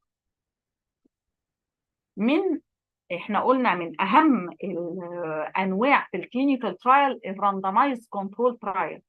الراندمايز كنترول ترايل عباره عن a common design in clinical trial where the participants are randomly assigned to different treatment groups. This helps ensure unbiased comparison between intervention and strengthen the scientific validity of the results. في الراندمايز كنترول ترايل بيتم اختيار مجموعتين، مجموعة بعمل عليها الانترفنشن ومجموعة تانية بقول عليها بلاسيبو كنترول ترايل. المجموعة التانية بديها بلاسيبو، بديها الدواء من غير الاكتيف كونستيتوينت، وبشوف الانترفنشن اللي انا عملته الايفكت بتاعه على المجموعتين ايه. ممكن كمان علشان يبقى الترايل دي تبقى accurate بنستخدم طريقة البلايندينج. يعني ايه بلايندينج؟ يعني البيشنت سنجل بلايند، يعني البيشنت كمان ما يبقاش عارف ان هو بياخد بلاسيبو، او دبل بلايند، ولا البيشنت ولا الريسيرشر عارفين مين المجموعة اللي بتاخد البلاسيبو. وطبعا ده بيقلل البايس بتاع الترايل. الفيزز اوف كلينيكال ترايل احنا زي ما قلنا 4 فيز، اتكلمنا عنهم في ازاي بنعمل الدراج ديسكفري. فمن الدراج ديسكفري ستيج الكلينيكال ترايل كانوا 4 فيز. Phase 1, this phase involves a small group of people and focuses on the safety and dosage of the treatment. Researchers aim to determine the side effects and how the body processes the treatment. Phases الفيز الثانية in the phase 2 the study group is expanded and the focus shifted to the treatment's effectiveness. Researchers continue to evaluate this safety while also assessing how well it works. The phase 3, this involves a larger group of participants and provides further evidence regarding the treatment, benefits, risks, and optimal use. It compares the new treatment with standard treatment or a placebo. Phase 4, after a treatment has been approved and is on the market, phase 4 trials monitor its long-term effects in various populations and its impact on quality of life. يعني phase 1 بنevaluate السيفتي، determine safe dosage, identify side effects. Phase 2 test effectiveness, further evaluate the safety, confirm effectiveness, monitor side effects compared to other treatment, collect information. The phase 4 provide additional information after approval, including risk, benefit, and use.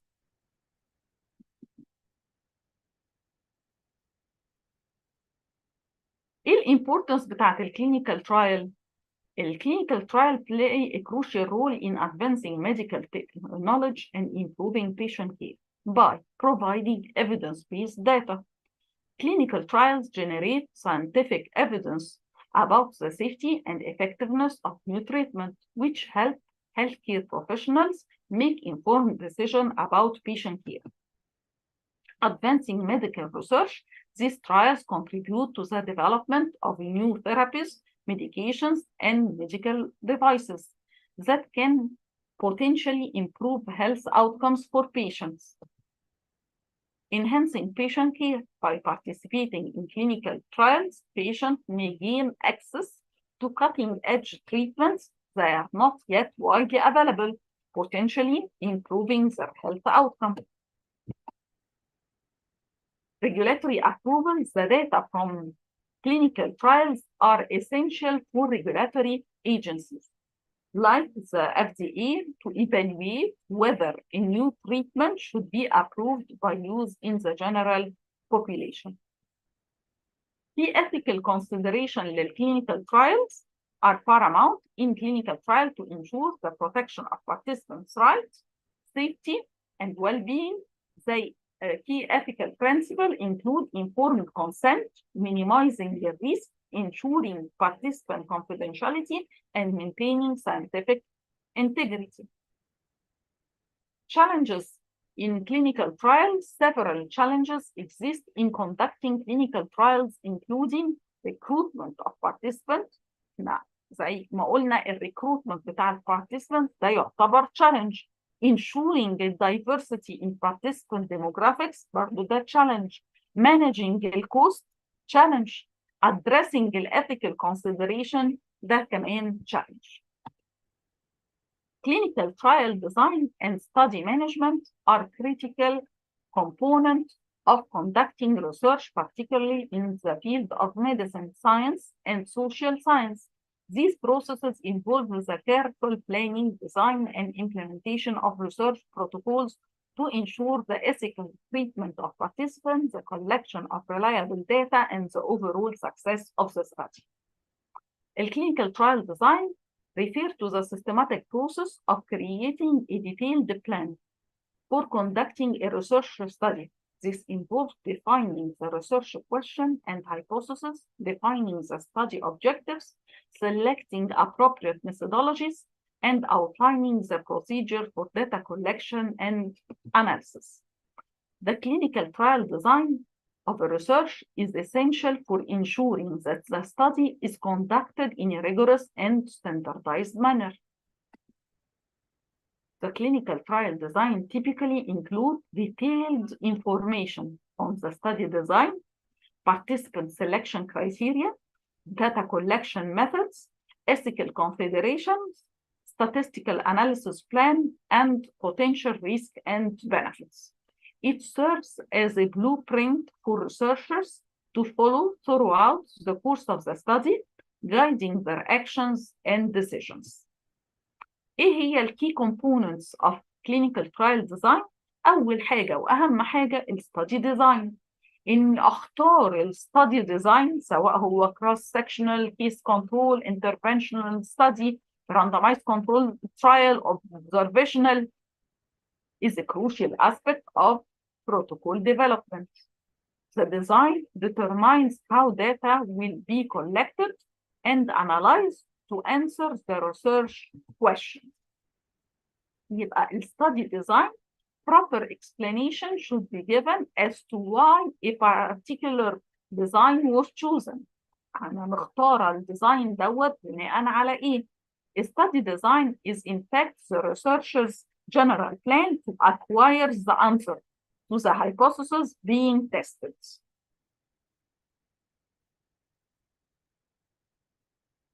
التايب بتاعت الكلينيكال ديزاين زي ما قلنا يا اما longitudinal studies, cross-sectional studies, experimental studies او observational studies.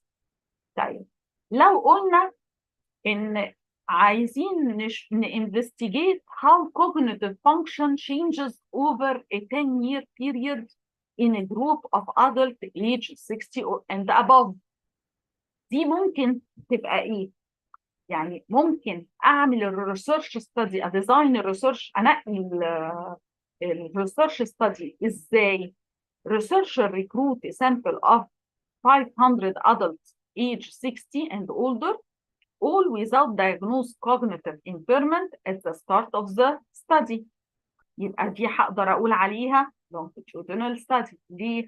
لأن longitudinal studies follow participants over an extended period to track changes in health outcomes or disease progression over time. طيب لو عايزين نديزاين research to investigate the association between smoking status and respiratory health in a community of adults. Researcher conduct a cross-sectional study in a community of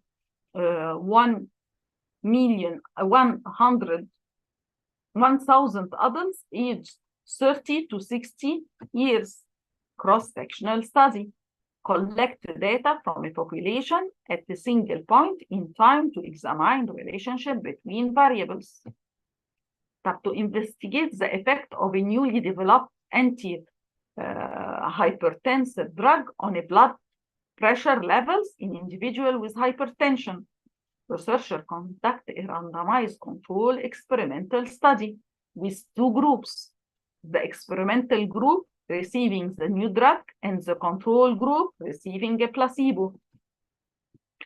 يبقى experimental studies are designed to assess the impact of an intervention on a particular outcome by comparing a treatment group with a control group. To investigate the relationship between level of physical activity and cardiovascular health outcome in a community-based population, researcher conduct a prospective observational study collecting data from individuals without intervening in their exercise habits. لأن ال observational studies, a researcher observe the participants in their natural settings without intervening or imposing any specific treatment. يبقى أول key component في clinical trial design كان إن أنا أختار النوع الاستدي. طيب تاني حاجة participant selection criteria. Defining specific inclusion and exclusion criteria for participants help ensure that the study population is relevant to the research question and that results can be generalized appropriately. اخترت نوع الاستدي. رقم 2 بحط كرايتيريا علشان انا انقي البارتيسيبنت في الكلينيكال ترايلز ديت. Study population, where are you going to do the research and who is the study population, why doing research in this place and why selecting this population. It describes in detail about the study subject, all aspects of the selected procedure and sample size calculation. Proper definition of eligibility, inclusion, exclusion, and discontinuation criteria of the study subjects should be stated. برضو من الكي كومبوننت بتاعت الكلينيكال ترايل ديزاين الداتا كولكشن methods. The protocol outlines the procedures for collecting data, including details about measurement, assessment, survey, interviews, or other tools used to gather information from participants. الداتا كولكشن methods يا اما هيكون الداتا كولكشن tools are retrospective data زي الميديكال ريكورد، questionnaire، انترفيو، laboratory test، clinical examinations.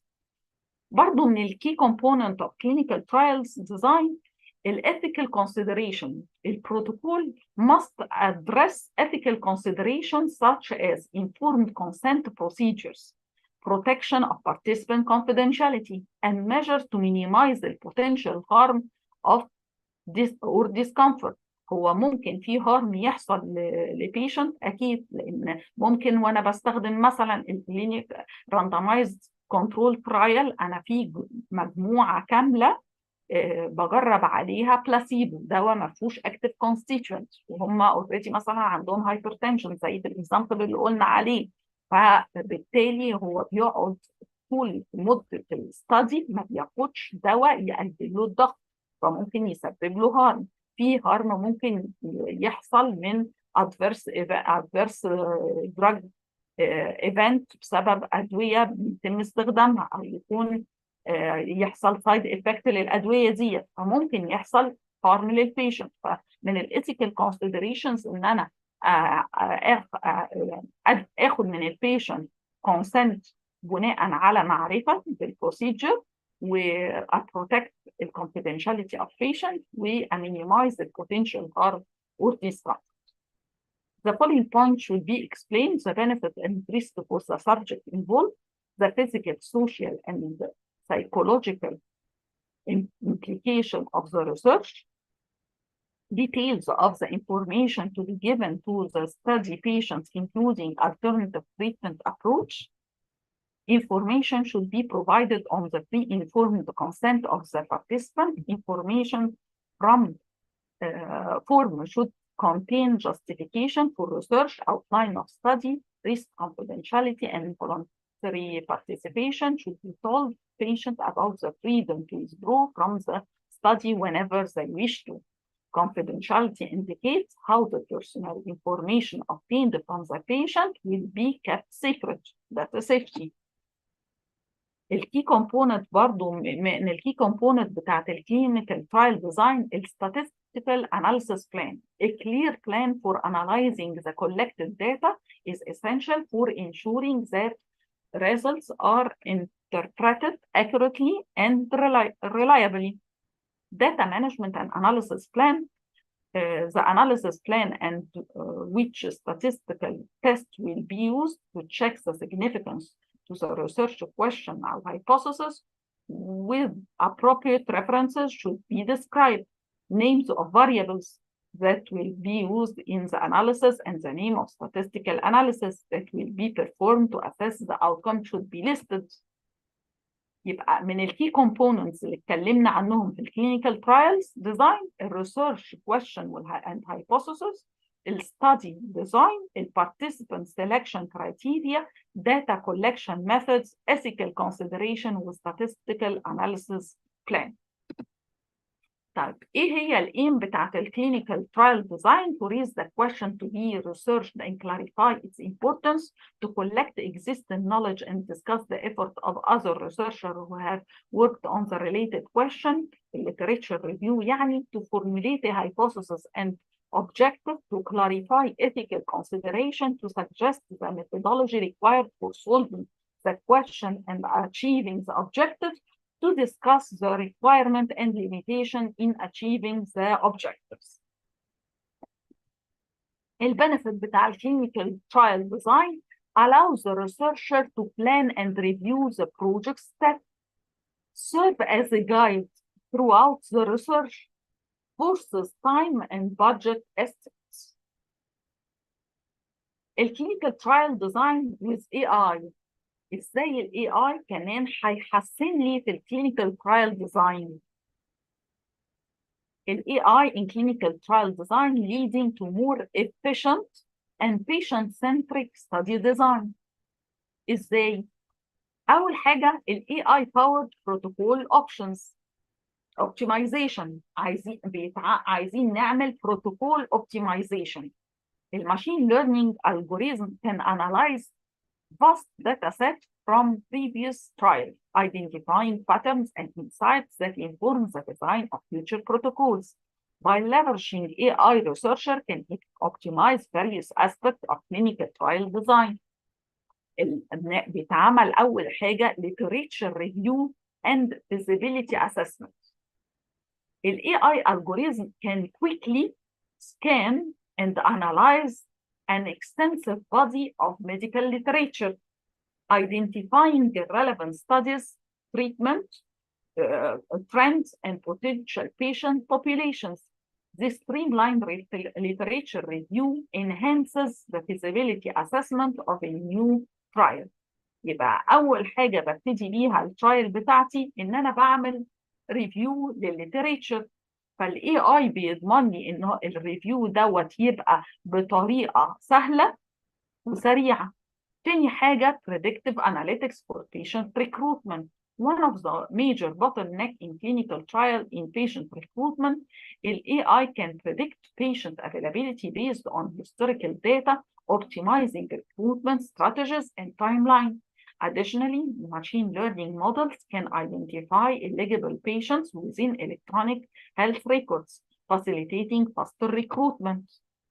Adaptive trial design. AI-driven simulation enable adaptive trial designs that adjust protocols in real time based on incoming data.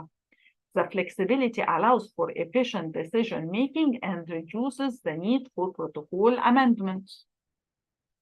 Patient-centric design.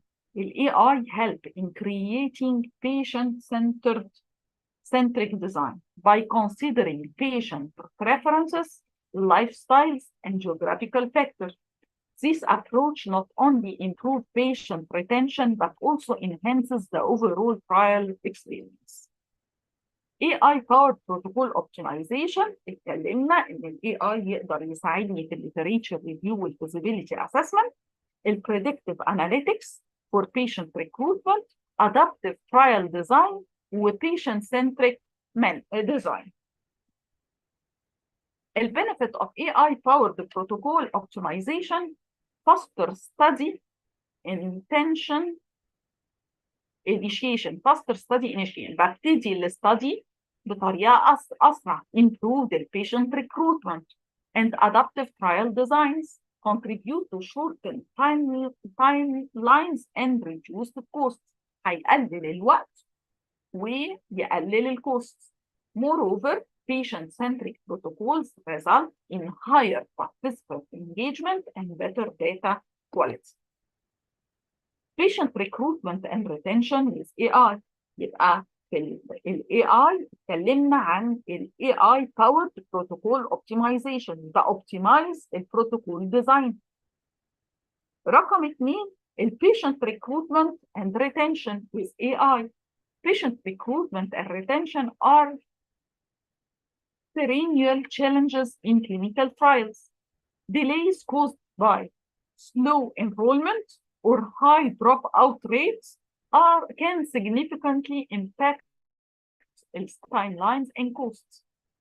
Artificial intelligence is emerging as a powerful tool to address these challenges. Recruitment enhancement. Identifying eligible patients. An AI algorithm can analyze the electronic health records with patient databases with clinical notes to identify potential study participants. In natural language processing helps extract relevant information from unstructured data. يعني natural language processing يقدر يطلع يانلايز الداتا من unstructured data اللي موجوده في الكلينيكال نوت اللي في الالكترونيك هيلث ريكورد، وبناء على البيشنت داتابيزز والكلينيكال نوتس ديت بيقدر الاي اي يانلايز ويدنتيفاي الاليجيبل بيشنت. كمان الماشين ليرنينج مودلز ممكن تبريدكت the likelihood of the patient participation based on historical trial data, patient demographics, and geographical factors. These enable targeted recruitment efforts. في engagement and retention, personalized engagement. AI driven chatbot and virtual assistant provide personalized support and reminder to patients. This tool enhance patient engagement and adherence to study protocol. عشان نخلي البيشنت مكمل معانا في الكلينيكال ترايل، كمان انا بعمل له personalized engagement بناء على الشات بوت. الفيرتشوال اسيستنت بيبروفايد البيرسوناليزد سبورت وريمايندر للبيشنت. predicting risk of dropping out. كمان الماشين ليرنينج يقدر يايدنتيفاي البيشنت اللي ممكن يسيبوا الكلينيكال ترايل. patient at risk of dropping out. Early intervention strategies can then be implemented to retain participants.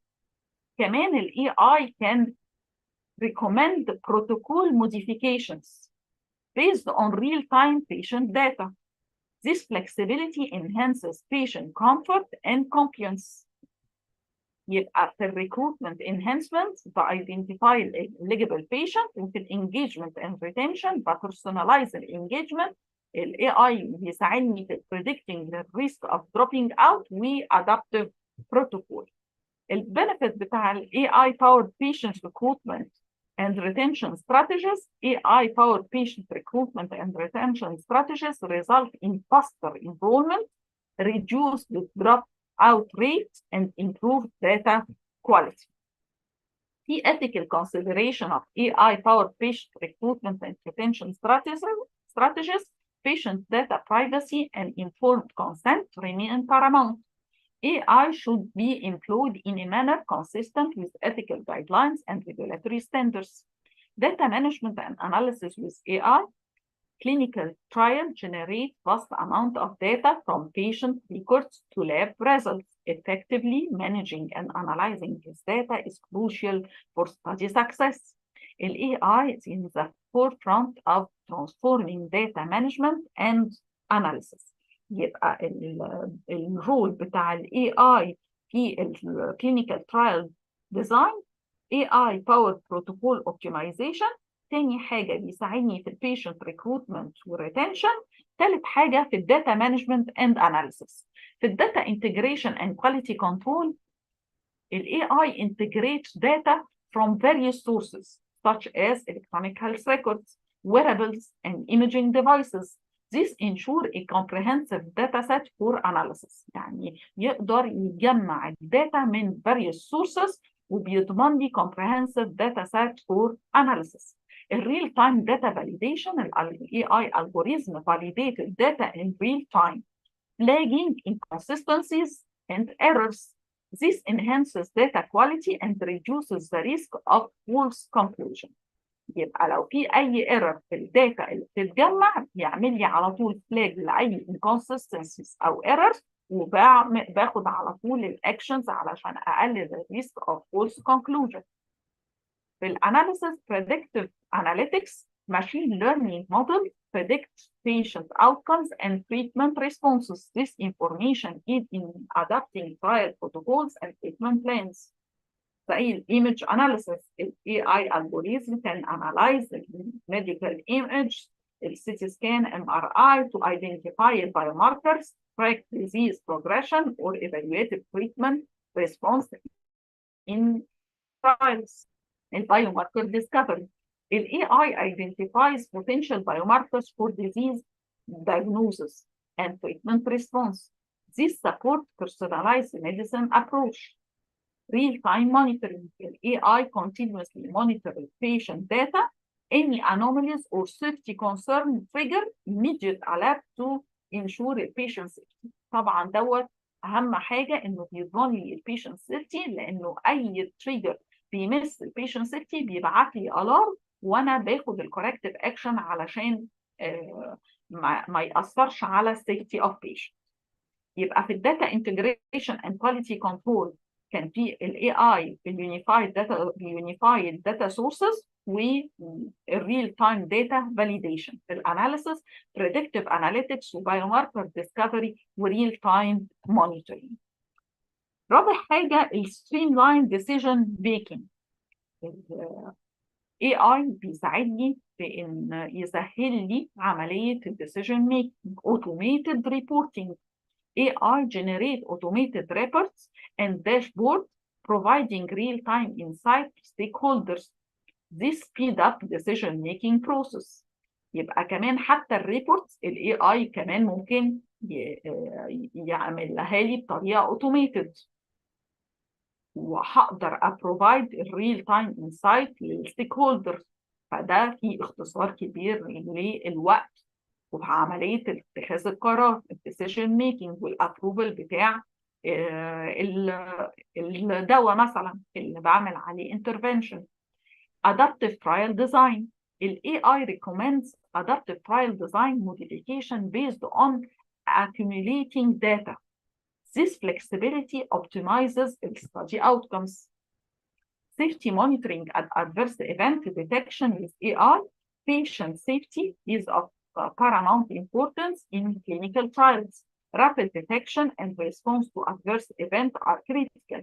The AI is becoming instrumental in improving safety monitoring. A real-time event detection. Early warning system. The AI algorithm to analyze the patient data in early time, flagging potential adverse events. This early warning allows for prompt intervention. الماشين ليرنينج كمان بيقدر identify ال unusual patterns في patient data, even small changes that might indicate adverse events. This enhances patient safety. يبقى بيضمن لي patient safety عن طريق early warning system وعن طريق ال anomaly detection. بيبعت كمان signal detection and analysis. Signal detection algorithm, AI-based signal detection systems, sift through large data sets to uncover potential safety concerns. These algorithms prioritize signals for further investigation. Data triangulation. The AI combines multiple data sources such as patient reports, laboratory results, and wearable device data to provide a comprehensive view of patient safety. Improved pharmacovigilance. Automated case processing. The AI automated the processing of adverse event reports, reducing manual workload and accelerating the response time. كمان في الماشين learning uncover hidden insights in pharmacovigilance data, aiding in understanding safety profiles and potential risk factors. في proactive safety measures. Predictive analytics. The AI can predict potential safety issues, allowing for proactive risk mitigation strategies. customized intervention based on patient data. AI can recommend customized intervention to manage or prevent adverse events. يبقى احنا اتكلمنا عن السيفتي مونيتورنج في الادفيرس ايفنت ديتكشن with AI, the real time event detection, signal detection and analysis, improved pharmacovigilance و proactive safety measures. واتكلمنا عن ازاي الاي اي بيساعد في الكلينيكال ترايل ديزاين عن طريق عملنا اوبتمايزيشن للبروتوكول. يتعمل الاي اي باور بروتوكول اوبتمايزيشن، ساعد في البيشنت ريكروتمنت ريتنشن of participant, data management and analysis, streamlined decision making وsafety monitoring and adverse events. طيب الستادي مانجمنت. الستادي management encompasses all activities involved in overseeing and accordingly the various aspects of a research study. It involves planning, organizing resources, monitoring progress, ensuring compliance with regulatory requirements, and addressing any challenges that may arise during the course of the study. ايه هي اهم الكي aspects بتاع الستادي مانجمنت؟ resource planning, regulatory compliance, participant recruitment and retention, data collection and quality control, risk management, communication, and collaboration. The resource planning, this involves allocating human, financial, and material resources necessary for conducting the study. It includes staffing requirements, budgeting, and recruitment of equipment and supplies. الكي aspect of برضه من الكي aspect بتاعت الستادي ديزاين regulatory compliance. Study manager must ensure that all aspects of the research complies with relevant regulation and ethical guidelines. This includes obtaining necessary approvals from institutional review boards or ethics committees. كمان participant recruitment and retention. Effective strategies for recruiting participants and maintaining their involvement in the study are essential for achieving an adequate sample size and minimizing dropout rates. Data collection and quality control. Study manager oversee data collection processes to ensure that they adhere to the protocol specification. They will also implement quality control measures to monitor data accuracy and completeness. Risk management, identifying a potential risk to the study success, سواء participant drop out rate and non-expected complication, and developing strategies to mitigate this risk is an important aspect of study management. Communication and collaboration. Study manager facilitate effective communication among the team members involved in the research project and foster collaboration between different stakeholders سواء researchers, clinicians, participants.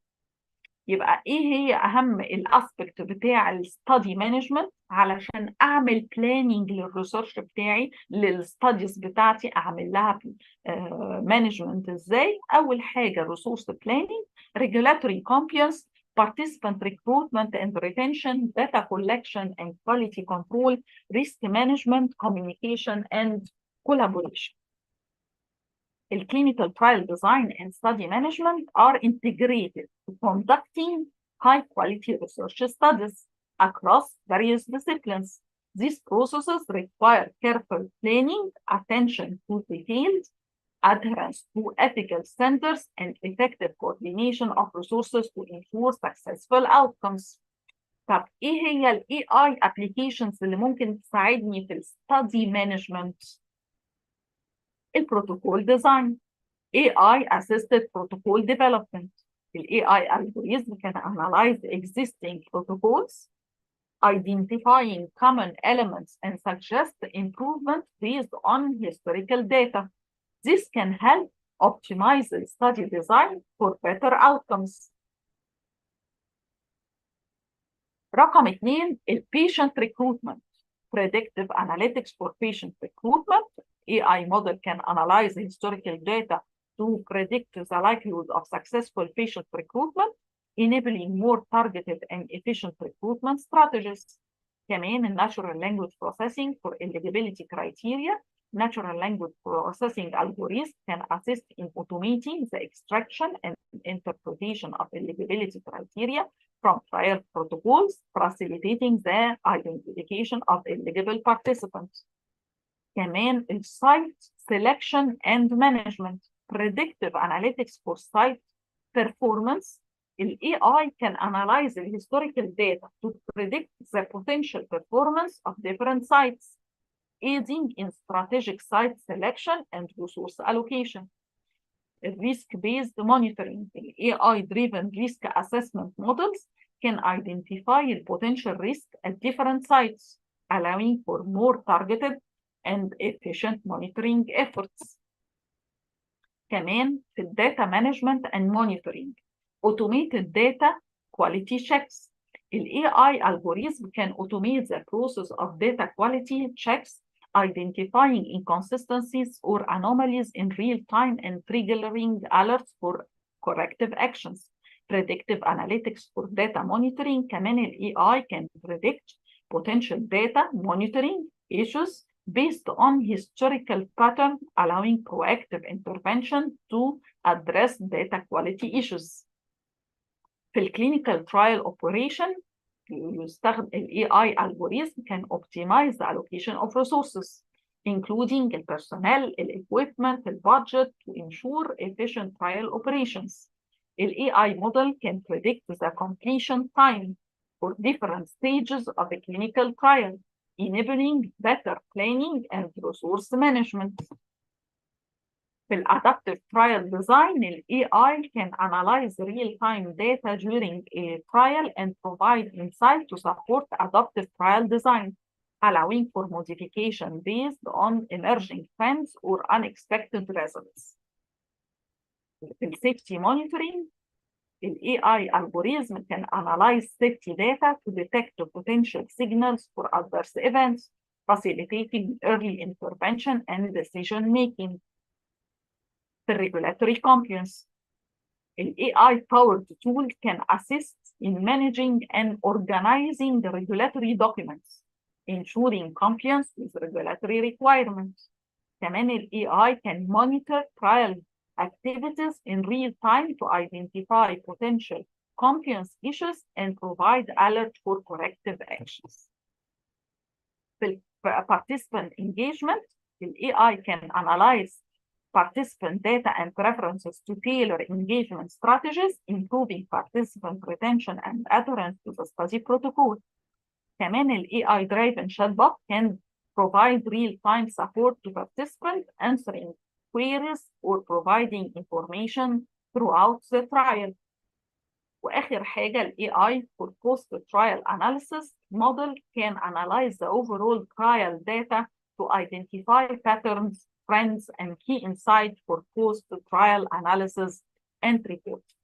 يبقى ال AI application اللي ممكن نستخدمها في الستادي مانجمنت، في البروتوكول ديزاين، في البيشنت ريكروتمنت، السايت سelection and management, data management and monitoring, clinical trial operations, adaptive trial design, safety monitoring, regulatory compliance, participant engagement, and post-trial analysis. This AI application contribute to more efficient data-driven and adaptive clinical trial management. However, it's crucial to integrate AI technologies through full ensuring compliance with regulatory standards and addressing ethical consideration related to patient privacy and data security.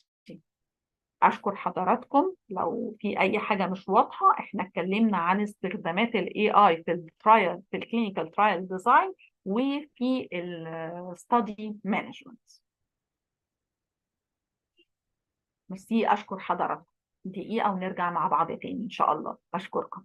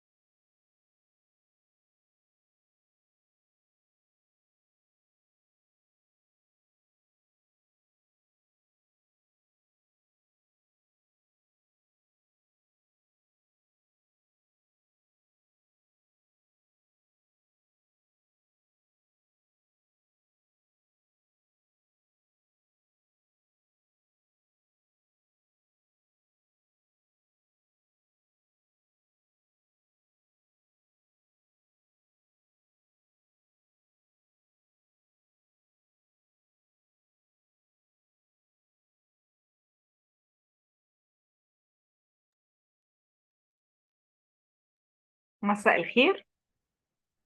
أنا دكتورة ماري حبيب، ماجستير إدارة جودة الرعاية الصحية في المعهد العالي للصحة العامة جامعة اسكندرية. اتكلمنا مع بعض عن ال AI في الكلينيكال براكتس وفي الميديكال كير، وإزاي بستخدمه إن هو بيساعدني في اتخاذ القرارات supported decision وجينوميك ميديسن والبريسيجن هيلث كير و AI assisted electronic health record و clinical documentation وال AI driven predictive analytics في الهيلث كير، وال AI بستخدمه ازاي دخل في استخدامات الدراج ديسكفري والفارماسيوتيكال ريسيرش وفي الريموت مونيتورنج اند تيلي هيلث. شفنا الاثيكال considerations والليجل consideration اللي تخص الاي اي. اتكلمنا الاي اي ازاي ياسست في البيشنت انجيجمنت، والاي اي استخداماته في الكلينيكال ترايل ديزاين والستادي مانجمنت. فاضل لنا السيشن دي هنتكلم ان شاء الله عن البيست براكتسز and future direction of AI in clinical practice.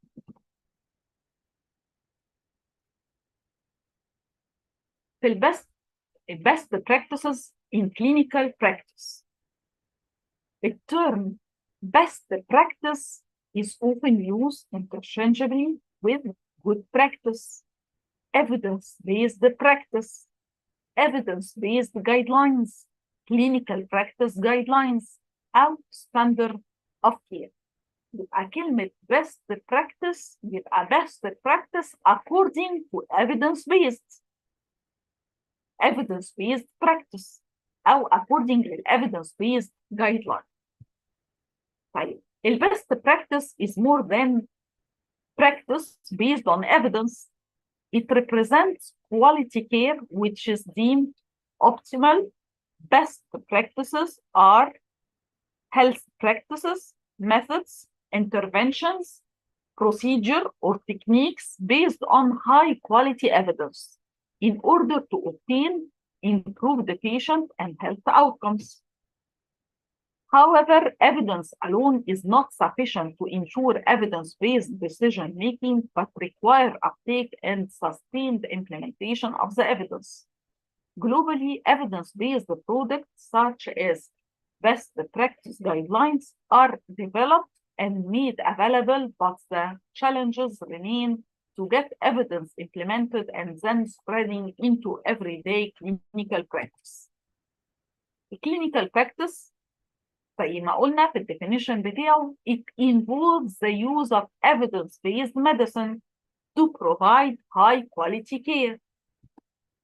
وقلنا high quality care معناها ال 6 dimension of health care اللي هم safety, avoiding harm to patient from the care that is intended to help them, timely, reducing waits and sometimes harmful delays, effective, providing services based on scientific knowledge to all who could benefit, efficient, avoiding waste, including waste of equipment, supplies, ideas, energy, equitable, providing care that doesn't vary in quality because of personal characteristics such as gender, geographic location, socioeconomic status, with patient-centered, providing care that is respectful of and responsive to individual patient preferences, needs, and values, and ensuring that patient values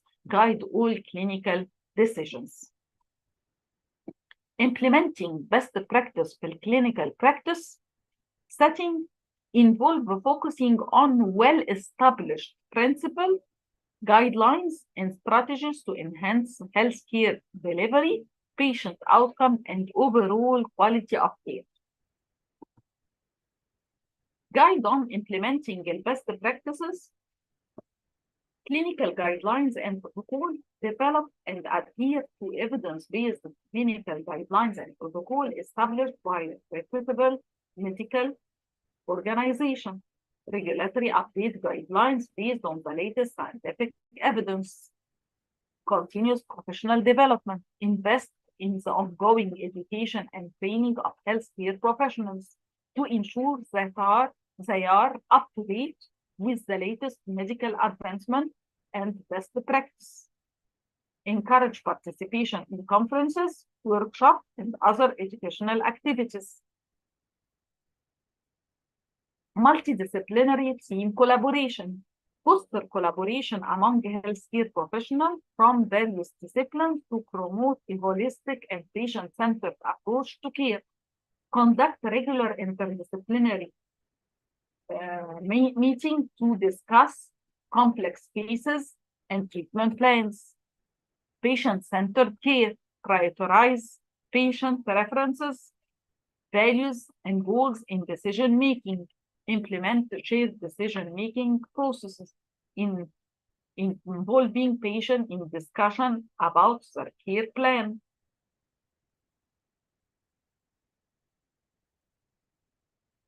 Quality improvement programs. Establish continuous quality improvement programs to monitor and enhance the quality of care provided. Use performance metrics and outcome measures to identify an area for improvement. Standardized protocol for patient safety. Implement standardized protocol for patient safety, including infection control, medication administration, and fall prevention. Conduct regular safety drills and training sessions for healthcare staff. Effective communication. Promote clear and effective communication among healthcare professionals, patients, and their families. Implement standardized communication tools and practices such as structured handovers and huddles. Patient education and empowerment. Provide comprehensive and understandable information to patients about their health conditions, treatment options, and preventive measures. Empower patients to actively participate in their care by promoting health literacy. Regular audit and assessment. Conduct regular audit and assessment of clinical processes to identify areas of improvement. Use feedback from audit to refine protocols and practices. Patient feedbacks and satisfaction survey. Collect and analyze the patient feedback through surveys to understand their experiences and satisfaction with healthcare services. Use feedback to make improvement in service delivery. Team-based care.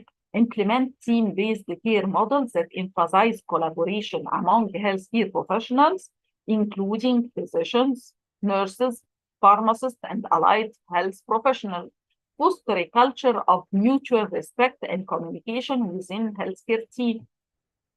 Infection control measures. Implement robust infection control measures to prevent the spread of infection within healthcare facilities. Provide ongoing training to healthcare staff and infection control protocols.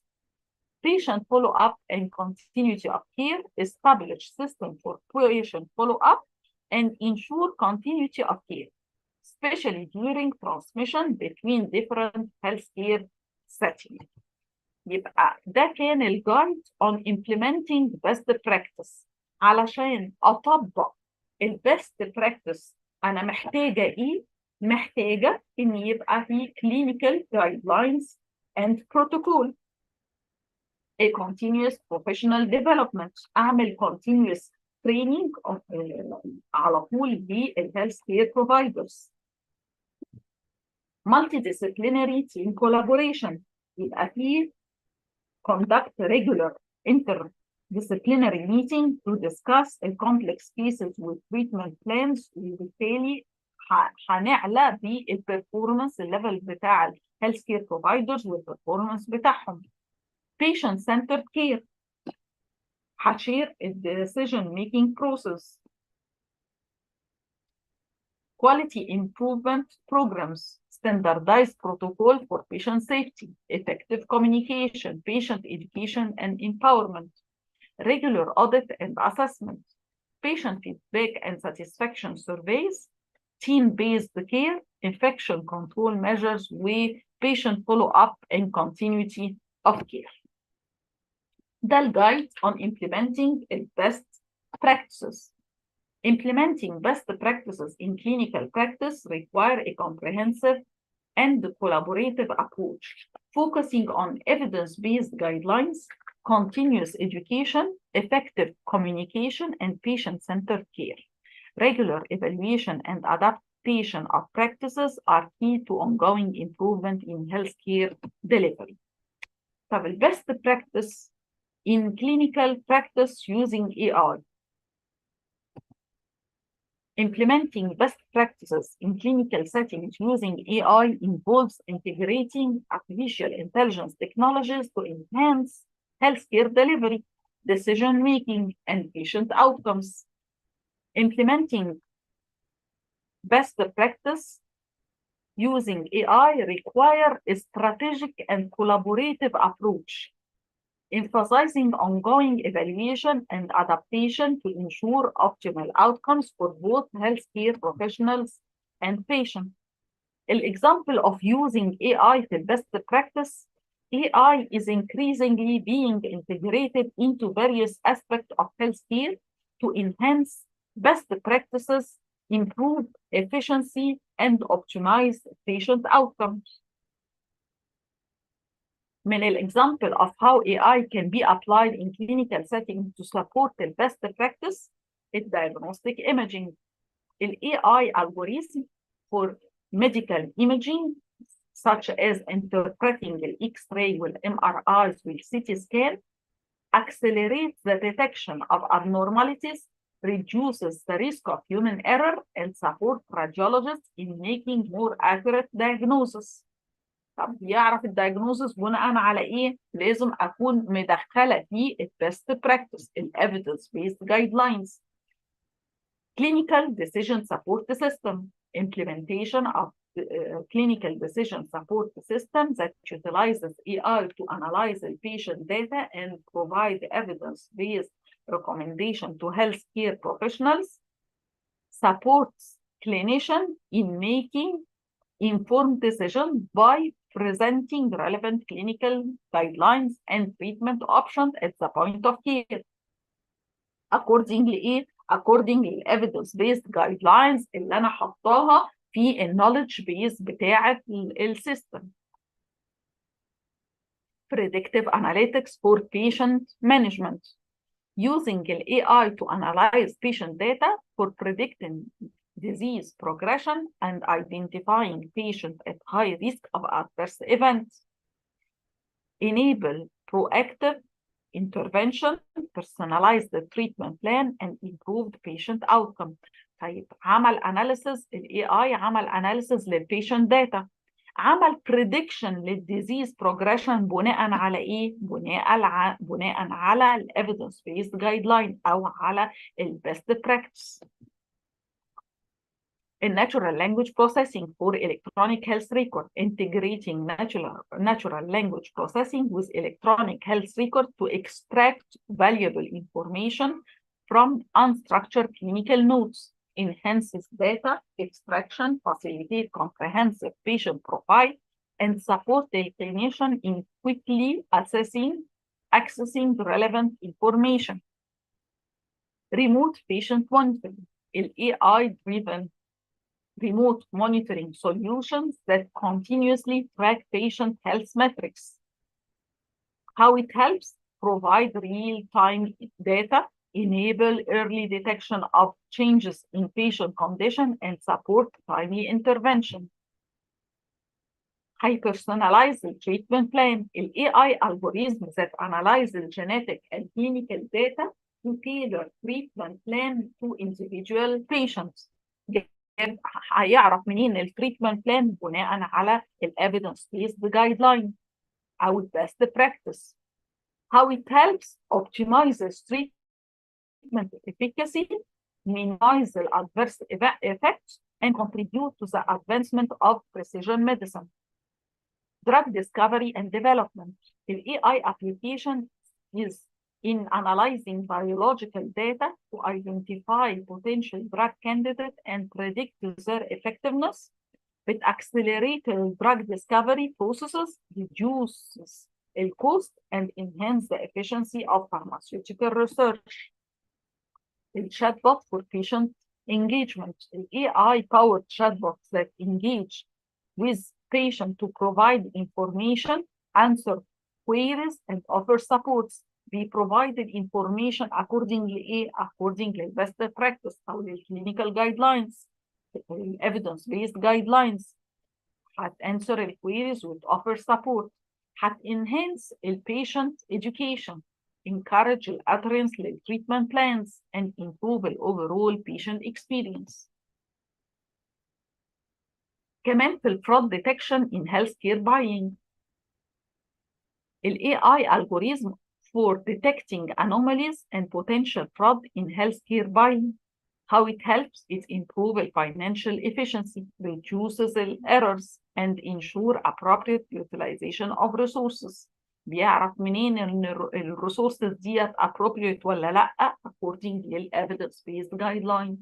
Smart monitoring devices. AI-based wearable devices that monitor patient health parameters and provide real-time feedback. It facilitates continuous monitoring, promoting early intervention, and support patient self-management. Natural language processing في virtual health assistant. understand and respond to patients' natural language queries. It enhances patient engagement, facilitates communication, and provide valuable health information. كل ديت example of how AI can be applied in clinical setting to support the best practices.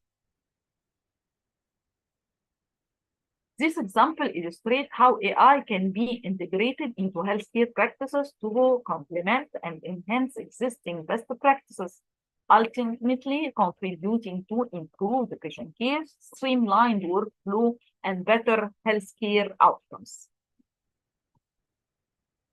The future of AI in clinical practices. في clinical practice شايفين ايه الفيوتشر بتاع ال AI؟ ال AI today, over the decades, the use of artificial intelligence in the healthcare field have expanded. Healthcare organizations are using AI to improve the processes, improve and speed the data processing, develop new drug and treatment, assist during emergencies, improve diagnostic outcomes, develop better tools and medical devices, identify high-risk patients, reduce human errors, assist the surgeon during the procedures. The key uses of AI-powered data. AI ليه predictive analytics. فالpredictive analytics ديت بيتم استخدامها في الdiagnosis، في الprognosis، في الdesigning التريتمنت كورس، في الclinical decision support، في الremote monitoring، reducing الadverse event، reducing healthcare cost، improving care quality. AI-powered healthcare data can save time on data analysis.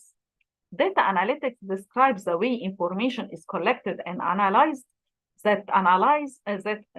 Analysis is used to improve overall patient care and facility operation. AI is used to speed the process of data analysis and form a more accurate conclusion using machine learning and specific algorithms. Healthcare facilities have access to massive amount of data from a wide variety of sources. There has been a push in recent years to improve the patient experience by gathering direct feedback from patients. The AI allows facilities the ability to collect and categorize the patient responses, which can be used to make meaningful changes that would improve the quality of care patients receive. بناء على الريسبونسز بتاع البيشنت اللي الاي اي سيستمز يقدر يجمعها هنقدر نطور الكواليتي اوف كير patient receive. Using AI in healthcare for data analysis can help organizations gain insights that can help lead to improvement in processes and procedures. On a broader level, AI can recognize patterns. These patterns can predict trends in diseases, affect research and treatment plans, and can benefit facility management. ال AI ليه استخدامات كتير في الإمرجنسي ديبارتمنت. قبل ما يوصل البيشنت المستشفى بري هوسبيتال، الاي اي يقدر يعمل لي بريدكشن للامرجنسي ديبارتمنت فوليوم، اعداد البيشنت اللي ممكن تيجي الامرجنسي ديبارتمنت using wearables to predict and trigger alarm for seizures and falls. كمان في الاستقبال نفسه اثناء الترياج يقدر يعمل ترياجنج للبيشنت faster بطريقه ارخص and with equal accuracy, predicting the likelihood of cardiac arrest or sepsis قبل ما تحصل ب 72 ساعة. investigations، كمان في الانفستيجيشن يقدر يinterpret الdiagnosis والdiagnostic imaging for common fracture, pneumonia ejection fraction. كمان في الدوكيومنتيشن ساعد الاي اي ان يقدر الدكتورز تتكلم عن طريق السبيتش ريكوجنيشن والناتشورال لانجويج بروسيسنج to start documenting patient encounter in real time. يبقى بيعمل الكلينيكال دوكيومنتيشن عن طريق السبيتش ريكوجنيشن، الدكتور يتكلم ويقول الاوردرز بتاعته ويدوكيمنت ويقول الكلينيكال نوتس بتاعته، والاي اي بيعمل لها دوكيومنتيشن. كمان في الديسبوزيشن monitoring vitals to predict the likelihood of future complications such as sepsis or cardiac arrests. Assisting emergency situation and helping medical staff. estimated ان 70% من الناس اللي بتدخل المستشفى are proceeds through the emergency department.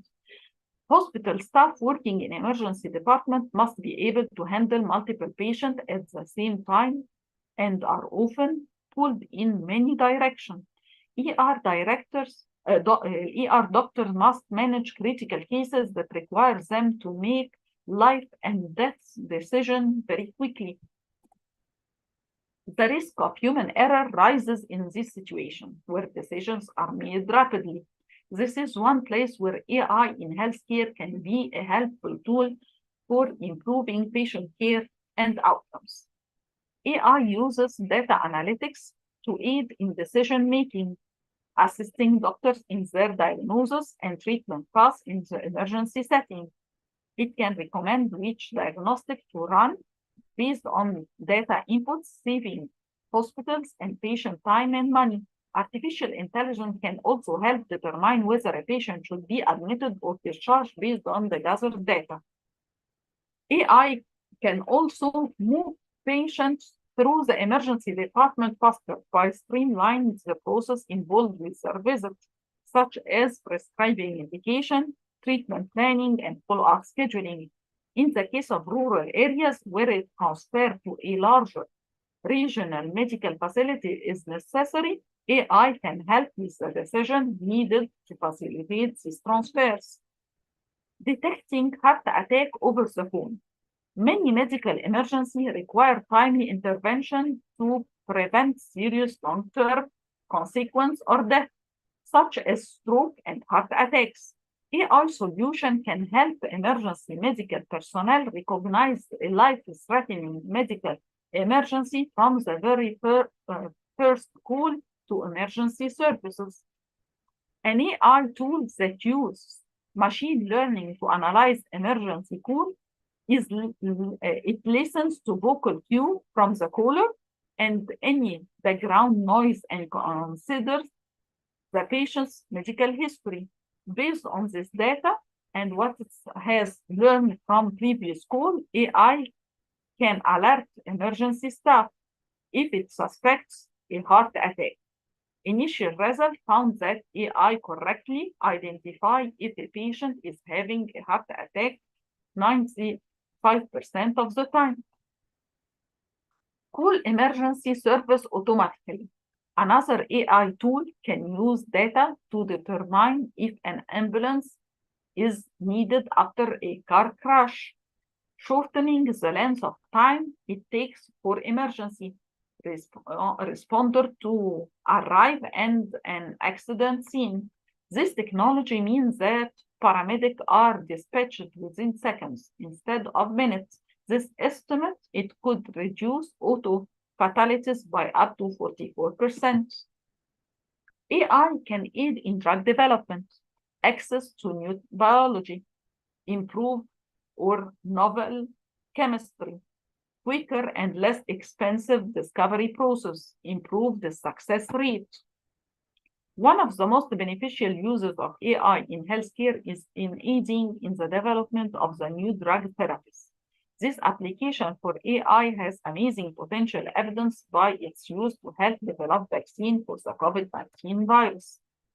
Cancer research and treatment. Cancer research and the creation of more effective immunotherapy therapies are two areas where AI is used in the healthcare industry. This use of AI also has a significant potential to save many lives and to transform the future of the sector. Immunotherapy uses the body's immune system to fight back against malignancy in the hopes of shrinking tumors. The problem is that current immunotherapies are only effective in a small percentage of patients. Currently, oncologists have no way of predicting which patient will respond positively to the immunotherapy and no quick way to test theories regarding new treatments. AI has the potential to improve the understanding of immunotherapy by analyzing vast amounts of data and potentially uncovering new pathways to developing treatment based on a patient's genetic makeup. AI models can even help doctors determine if specific treatments like surgery and supplemental intervention might be necessary by analyzing data regarding cancer cell information, such as the size of the cancer, how fast it's growing, and the likelihood of its returning after treatment can be utilized by AI to decide which treatment plans will be most effective. Reduce manual error. Employing AI to analyze data related to medical treatment, medication, side effects, and more can reduce the chances of this medication error. It can lower the likelihood of an incorrect diagnosis and remove the risk of human error in processing prescriptions and treatment plans. For example, AI algorithms that can alert to doctors if a medication is prescribed that conflict with the patient's medical profile, or if a medication has a potential negative interaction with any current medication. Another problem can use a scanner to identify specific pills and capsules, employing visual recognition to compare data from millions of similar drug administration. In going so, this tool can help nurses by alerting them when a pill or capsule looks different than expected. Connected care. AI could significantly reduce inefficiency in healthcare, improve patient flow and experience and adherence, caregiver experience, and patient safety through the care pathway. For example, AI could be applied to the remote monitoring of patients to identify and provide timely care of patients at high risk of deterioration. In the long term, we expect that healthcare clinics, hospitals, social care services, patients, and caregivers to be all connected to a single interoperable digital infrastructure using passive sensors in combination with AI. An AI application in connected care, virtual assistant, and AI chatbot are being used by patients to identify symptoms and recommend further action in community and primary care settings. An AI chatbot can be integrated with wearable devices, such as smartwatch, to provide insight to both patients and caregiver in improving their behavior, sleep, and general wellness. Experts believe that we are progressing toward a condition of constant connectivity, never offline, enveloped in sensor collecting our data constantly. Whatever other implications that might carry, it bodes a bright future for healthcare. The more data we collect, the better we can detect early, diagnose, and track the spread of diseases and health conditions, enabling customers, their consumers, their medical provider, and the healthcare policymaker to take early action. يعني المتوقعين في الفيوتشر ان كل الناس تبقى connected مع بعض never offline عن طريق السنسور connecting الداتا constantly. كمان ال FDA has given the go ahead to a wireless enabled digital pill that patient can ingest and pass through their digestive system, transmitting data about the patient's gut health and other digestive data. دي اسمها AI smart pills. Among other functions, it can track treatment plan adherence by confirming the patient adherent للميديكيشن بتاعته ولا لا. Invisible wearables. Wearables are not limited to smartwatch or heart rate monitors. Smart contact lens. Among other brainstorm, South Korean inventors are loading soft contact lens with sensor to create smart contact lens which record and transmit data about ocular health to the cloud. يعني تقدر تحفظ وتعمل storage لكل ocular data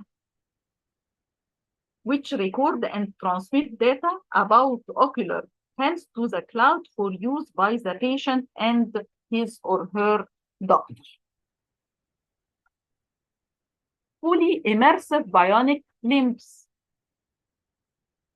A prosthetic limb with neural connectivity which articulate according to the patient's thoughts, just like a normal limb, and transmit sensory data back to the user, again, just like a natural limb.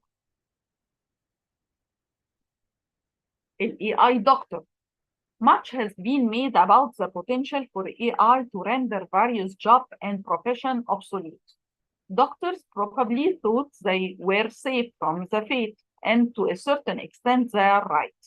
Doctors aren't in danger of being replaced by robots yet, but researchers are working on it.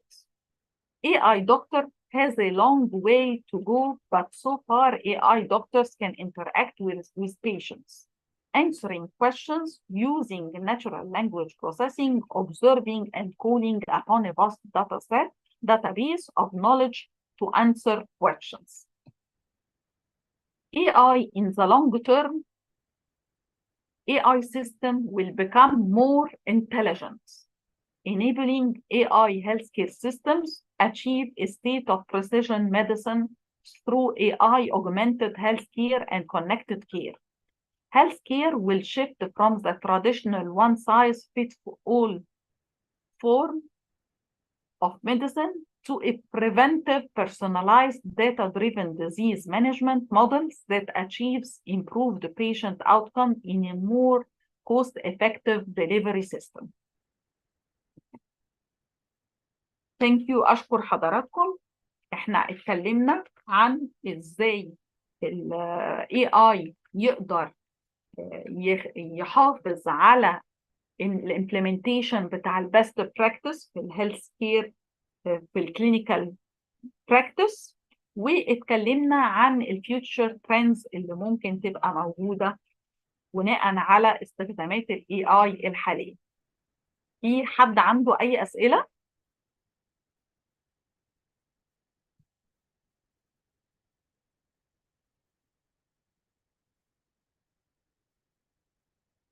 تمام، اشكر حضراتكم، ميرسي خالص، شكرا جدا، شكرا جزيلا لحضراتكم، ميرسي. السلام عليكم.